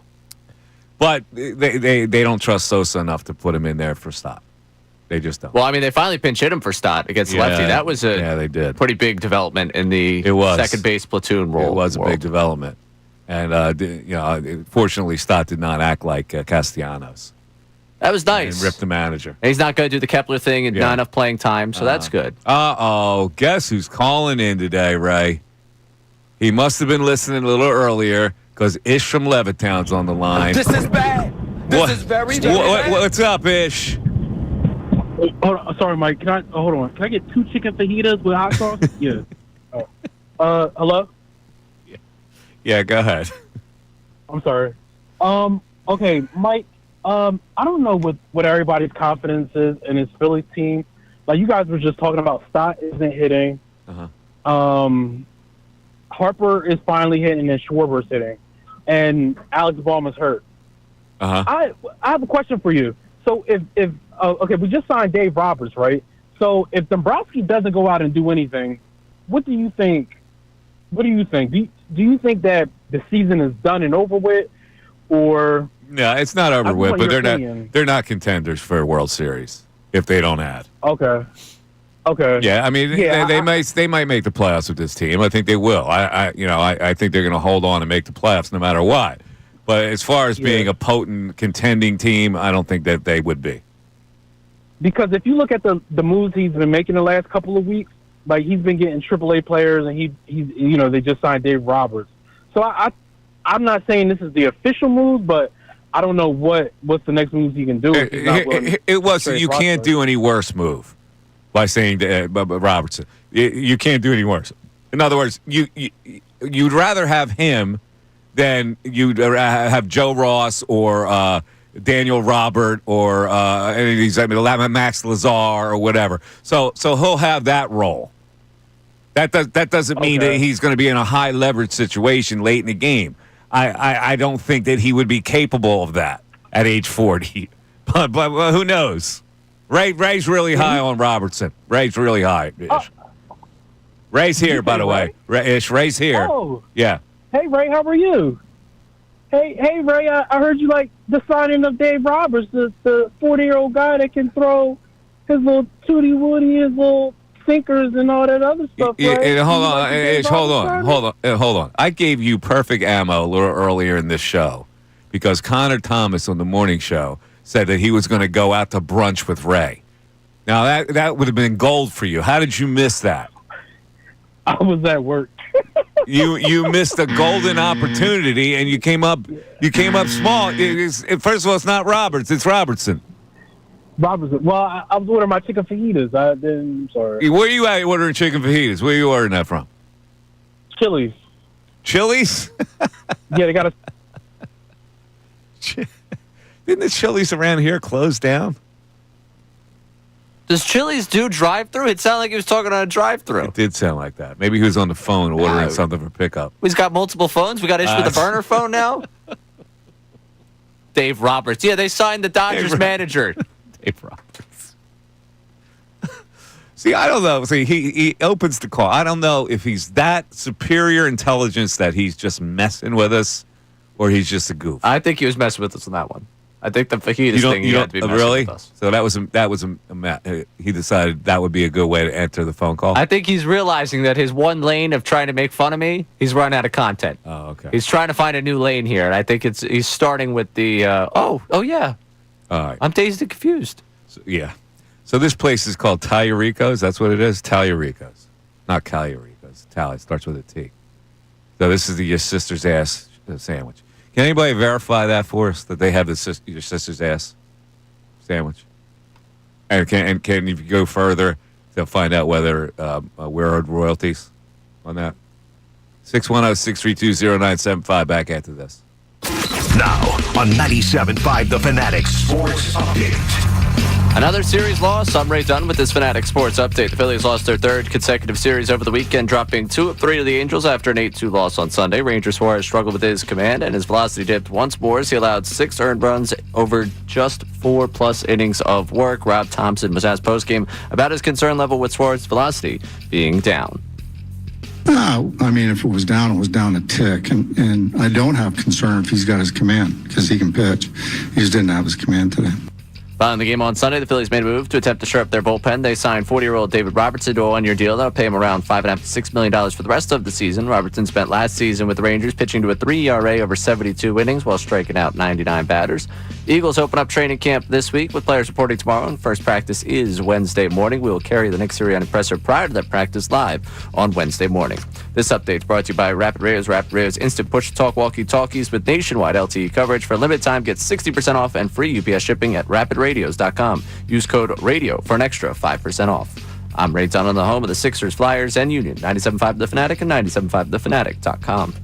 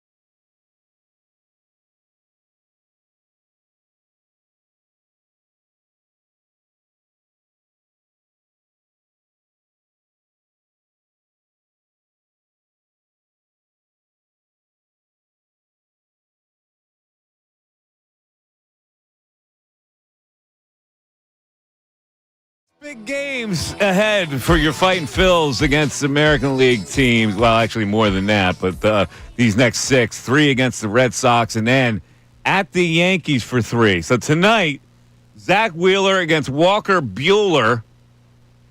The Phillies are minus 215 tonight, Ray. That's a reflection of Walker Buehler, I think. He's had a terrible year. ZRA's over 6. Sanchez against Fitz and Luzardo against Giolito. The next 2 games after tonight will be national TV games. TBS on Tuesday, ESPN on Wednesday. All right.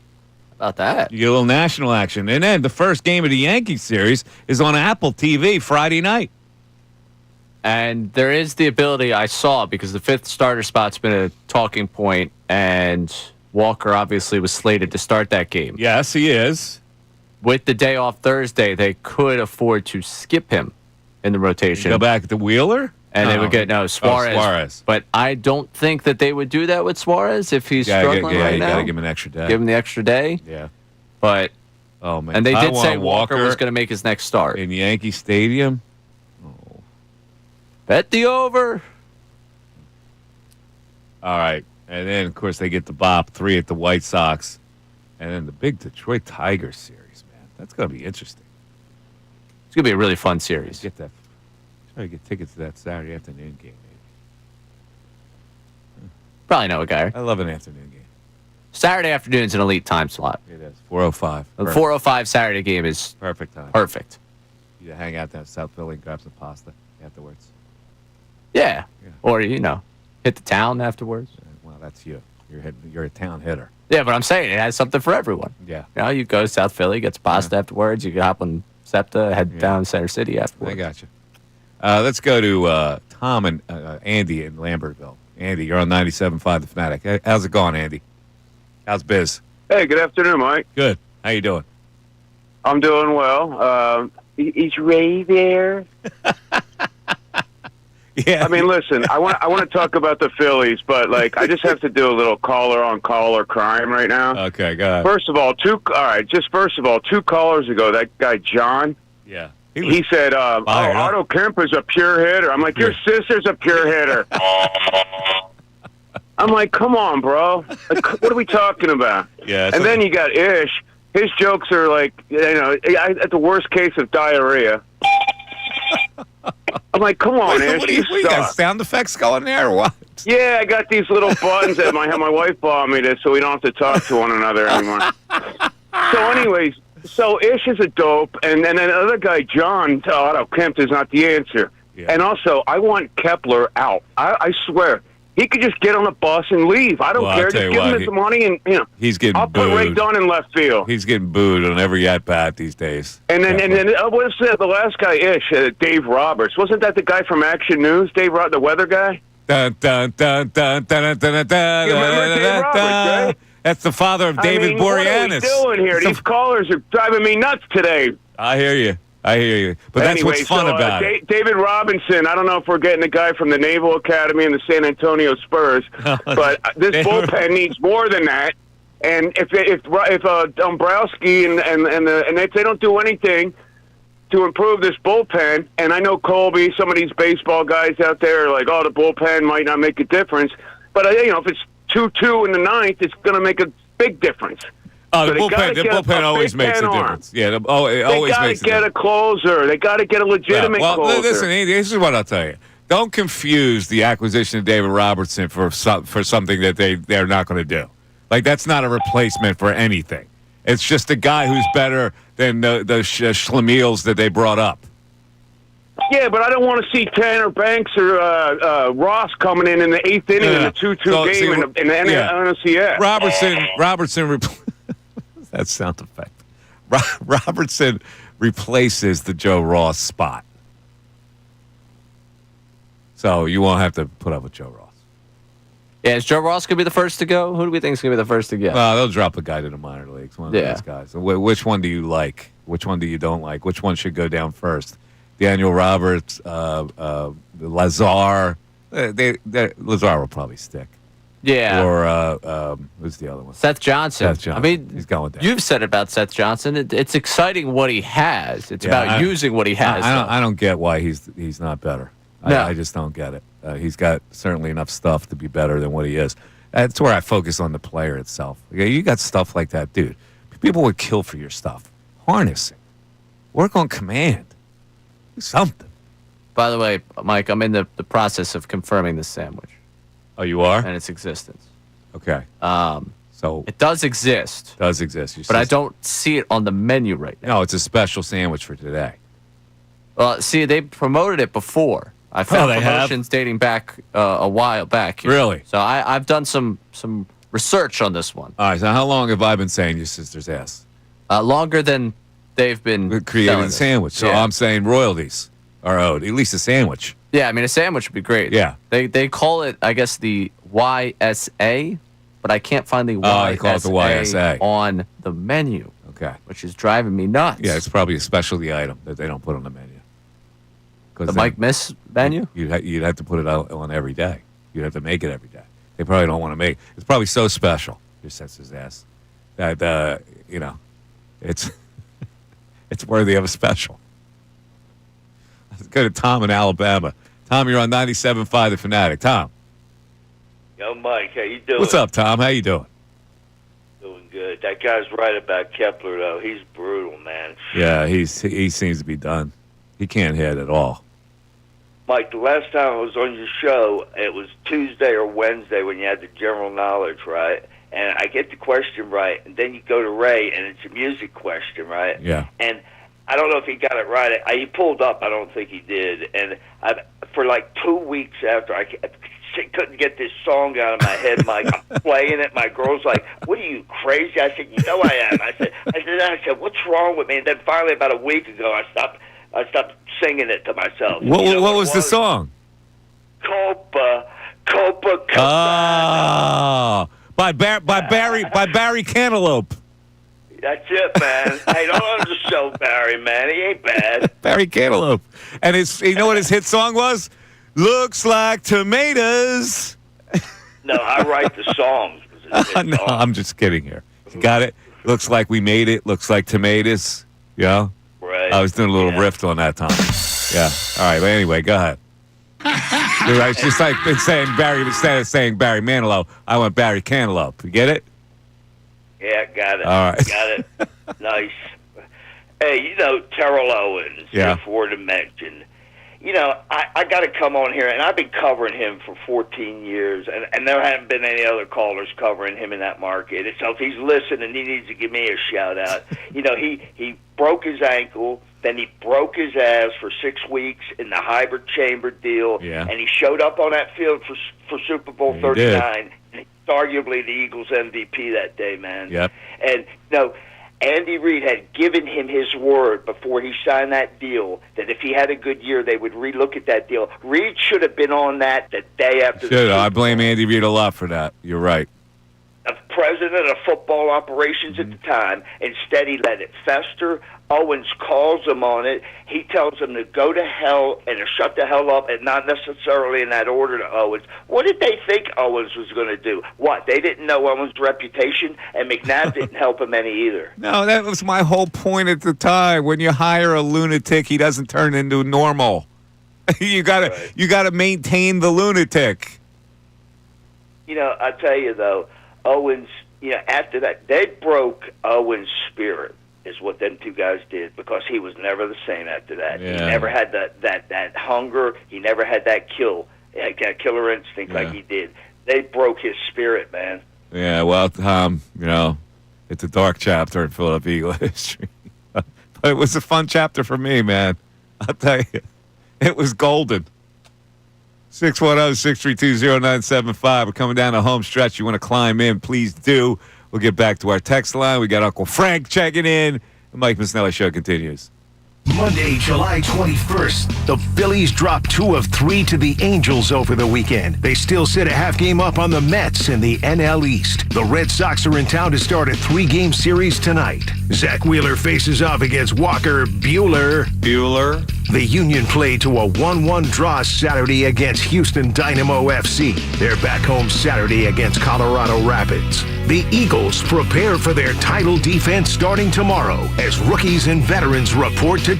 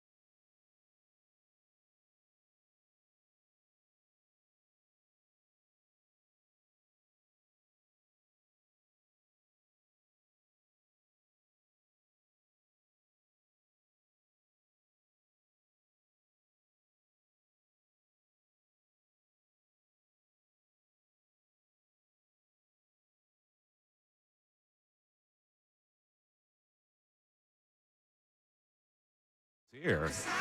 Bad news, I guess. Malcolm Jamal Warner from The Cosby Show died. What? Yeah. Warner died as a result of an accidental drowning. My God. Theodore Huxtable on The Cosby Show. He was young. 54. Accidental drowning. It's horrible. That is a horrible story. 610-632-0975. Let's go back to our text board. What are they saying on our text board? Ray from Center Valley here. Making moves doesn't guarantee you're going to win, but making little to no moves almost guarantees you have no shot of winning the World Series in response to Middleton's It's the comments. known and the unknown, right? The known is, if we're going to be really honest with ourselves, the lineup offensively doesn't light you a fire this year. The starting pitching can hold its own, but the bullpen really they needs to be fortified, and you need to get a little beef in your lineup if you're going to think you're a serious contender. I mean, that's the known. The unknown is what the acquisitions could do for you. Now, Dave Dombrowski's going to have to come up with something. I'm reading a lot of stories that the Phillies will be in on Mason Miller. I don't know if that's true or not. He was untouchable last year. They got him under team control for 4 more years on a rookie deal, for crying out loud. Like, why would the A's, unless they get a colossal deal, and they could probably do that in the offseason, why would they do that now? The colossal deal probably starts with one of the top 2, if not 2 of the top 3 for this Phillies. Yeah, absolutely. Prospect list. So it's a Painter, Miller, Crawford headlined with potentially another one of them in there. Do you think they would have to give up Painter to get Mason Miller? If you're the A's, you say, well, we could just wait till the offseason to deal him. I mean, they're in no rush to trade that guy. Right. It's not like that it's a rental, so I think they could hold him for that ransom. Say, hey, you think that your best case to win a World Series is picking up a 9th inning guy? Yeah. Well, our best case is picking up another generational pitcher. And a lot of people attach Brett Rooker to that deal as well. I don't know. I don't hear any steam about Rooker. I don't know why they'd move off a guy they have on a discount. Yeah. Like, they've got him under control. They need players to play there. They need to hit a salary floor. Like, yeah. I think I was listening on Friday to Billy C. He was all about Rooker. I go, he's a DH. So they dig back and they go, well, he's played 93 games in the outfield. Well, he's no longer an outfielder. That's the point. He's a DH. So if you acquire him, what do you do with him? Who plays left? You're going to throw him out there? Lesser known comedic skit who plays left. Yeah, I mean, I think you would probably have to throw him or Schwarber out there. And Neither one of them how do you feel about the entirely encouraging two prospects there? And if you trade for him, are you just saying, well, you know what, maybe we don't re-sign Schwarber this offseason because we've got Rooker here? Yeah. All right. Well, listen, we're on hold. We're on hold for a little bit longer, about a week and a half. Let's go to Uncle Frank checking in. Uncle Frank from Westchester. You're on 97.5 The Fanatic. What's up, buddy? Hey, happy Monday, squad. How's everything? How's it going, Uncle Frank? Good, my man. By the way, that caller before Tom, and I like Tom. I love that guy. What was it? Buttons. I've been married 43 years. I haven't heard of. Yeah, that's our man from Lambertville. He owns a joint in Lambertville. Andy. Andy. Yeah. That's classic. I love it. Yeah, so he doesn't have to talk to his wife. Yeah. He plays sound effects. Andy, can you take out the trash? Run to the cleaners. Do you know the golf carts at Bill's Club are totally enclosed and air conditioned? They are? I wasn't aware of that. If you think about it, look, all the crops that they planted around the greens, they frequently get. I got news for you, bro. Swarms of locusts. Uncle Frank. Swarms of locusts. I guarantee you they're growing better tomatoes at that golf course than I do in my backyard. I've heard. Come on, Ray. I'm getting destroyed. Get out of here. I need more cowbell. Colorado.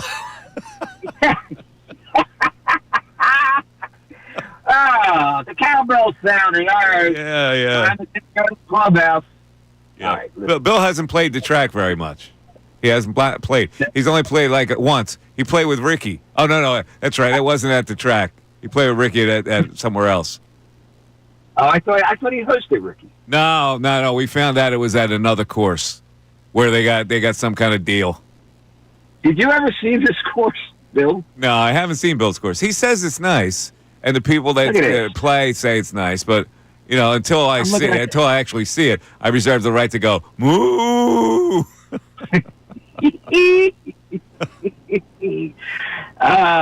Anyway, look at this. I'm beeping. I'm looking at I have a deer in my enclosed backyard. What the? Oh, you do? Had to deal with deer hop the fence? Oh yeah. Oh, unbelievable. Oh, and that's I had just- mine at 5 foot. wow. And they can hop it. What did you want to say about Robertson and Mason Miller? Yeah, right. Do I have to go there? I'm enjoying it. So you guys like the Robertson pickup, even though he's a retread? I mean, No, I don't. I don't like it a little bit. To me, it's like being Ray likes it's like being neutered. Yeah, I know he's a Ray likes he's a it, though, he's right? a neuter. Ray loves it. Ray loves it. And they got to pay him $5 million for the rest of the year, right? Yeah, 5 or 6, somewhere in there. Retread. He's like one of those. Imagine that. You're paying a guy $5-6 million to pitch us an occasional 7th inning. Unbelievable. Right. Unbelievable. Yeah, retread. He's like one of those emergency tires you put on when your car gets flat. Anyway, you mentioned Miller, and I got him on my radar. You don't think it's feasible? Because I think it's feasible if you give away 2 of your top prospects. Yeah, I think it's feasible. Yeah, well, I don't know, man. I'm down. All right, I think everybody would be down with that to grab that guy. You know, he would throw gas in the ninth. You wouldn't have to worry about who's closing a game. He would get the nod. Throw him out there. Yeah, I mean, if he's available. He would own the 9th inning. There's no one else that could own the 9th inning like him. No. And if he didn't own the 9th inning, things went horribly wrong. And think about, you got Alvarado closing out the season with him in 8 and 9. You got gas and gas. You haven't had that in a long time. Be a nice month of September. Would be nice. And then you end up losing him because that's really what's killing them right now. Like, we can lament the offseason and not getting another arm, and we should, but not having Alvarado just really. It did. It killed him. And crushes this team. There's a lot of people asking me, did Cooper DeJean use this stuff before he got endorsement? Because he says, it's fun to be a partner with them. I use it every day. Does that mean he was using it before? Or now he's using it? And how did they get him? Like, why would they? What about skincare would they gravitate to Cooper DeJean? Does he have a reputation for taking care of his skin? Did they research in Iowa? He was using creams. Skincare. Well, I guess he says I use it every day. So was he using it, and they got the word that he was using it, and they decided to endorse him? And if he was using it, he was spending like $300 for cream for his face, which is a little fancy for if a I football had player. to bet, with the way that things have gone for him, he is more than likely just out there snagging just about any endorsement he can get. Yeah. I don't know whether or not. Maybe he does use this stuff every day. Part of me thinks he saw a business opportunity and jumped into it. I'm sure now he uses it every day because he's getting free product. That's what I mean. Right? I can't say I imagine that he used it every day before. What if he's being asked in the locker room? Yo, Coop, can you give me some of that belief? Man, it's important to have good skin. Take care of it. A moisturizer. Mystic of the East. Skin cream. Don't you know what a bomb can do? Bombs are unpredictable, right? Go to text board. Matt from Jersey here. For all the callers saying we can't hit, there are 0 teams in Major League Baseball this year with teams batting 260 or above. It's not that we can't hit. It's that pitching this year, it far outweighs offensive play. You know, that seemed to be the Dave Dombrowski excuse all year. It's the Dave Dombrowski line. I'm not going to. Yeah, Except the end of this text is what Dombrowski has not yet hit on. Matt saying what the Phillies lack is power. Dave Dombrowski will continue to say that power's down across baseball. Yes. This weekend you saw a team. He makes too many excuses for that. Like, it doesn't matter to me that average and home runs are down this year. That's not my concern. That's your concern, right? That means you got to beef it up.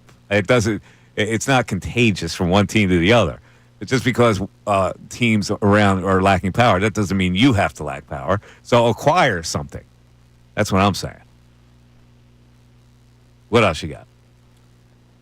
We got someone saying that signing Robertson is like signing Paul George, which I think is a wild comparison to me. How so? Because one of them's a $5.5 million half-a-season signing, and the other's a 4-year max contract. Robertson was never like a star of stars. Paul George was a star at one point. Right. So they're not like each other. No, it's not. It's not comparable. Yeah. No. Signing Robertson is like signing Jay Bruce at the end of his career. Or Jay Bruce. I remember Jay Bruce. I'm trying to think what Jay Bruce's numbers were the year before he got here. He was probably on a decline. They got him. He had a little bit of a resurgence here, but it's like, an older player who doesn't have much left. Yeah, so they trade for him. He had a year and a half here. I guess that other year is a COVID year. I mean, yeah, he helped. A guy whose OPS was in the 600s before he got here, versus a guy who pitched to, the year before he got here, full season with New York, he had a 680 OPS. Yeah. What's Robertson been doing all this time, this idle time? Throwing, I'm assuming. Throwing. Who's he throwing to? Throwing it against hitters? Yeah, this is the thing. When you sign a guy off the street, and just because he looked good in a workout is more a reflection of your desperation than anything, isn't it? And 8 other contending teams were there to make that same desperate move. Well, how come they didn't do it? Probably they got priced out. The Phillies priced them out for Dave Robertson. So they put a dollar sign on the muscle. And the dollar sign was probably $2 million. The Phillies were willing to go up to 5-6. He was holding out this entire time. He won $15 million to pitch this year. His contract's going to be prorated to a $16 million contract. So he got what he wanted because the Phillies are desperate. Yeah. Now, and you're okay with that? Absolutely. This is an option that doesn't include them trading away pieces that could get them the big piece. This is not their ninth inning I just don't know what you think you're going to get out of him. What are you going to get out of him? What do I have to lose? Well, maybe it's worse. Did you ever think of that? Maybe it's worse than what you have. And if it's worse than what I have, I tried something different. Right now, you're trying something different. At a price of $6 million? And how does that bother you? Well, it doesn't bother me, except that you're clouding up your payroll, and your owner might not like that. Well, he's now signed off on it. It happened. I can only imagine that the only way this has downside is if yesterday Middleton hopped on the phone with the missus and was like, hey, don't be mad, but we just dropped $12 million to Dave Robertson, and they have a fight over whether or not they should spend any more money on this team. That's the only downside to this one. See, if I'm the owner and they go, we're going to sign David Robertson and we're going to prorate to $15 million, I go, no, you're not. Do better. All right, I paid you to do better than David Robertson. And how many more pieces can they trade for? How many trades could you release? I don't know. I'm just saying do better. I'm the freaking owner. Do better than David Robertson. That's what I'm saying. Well, that's not what he was saying. He's saying we might not do much. Stay tuned. Unfiltered's coming up next. Thanks, everybody, for listening. We'll talk to you tomorrow. Have a great day. Bye-bye. Now, on 97.5 The Fanatic Sports Update.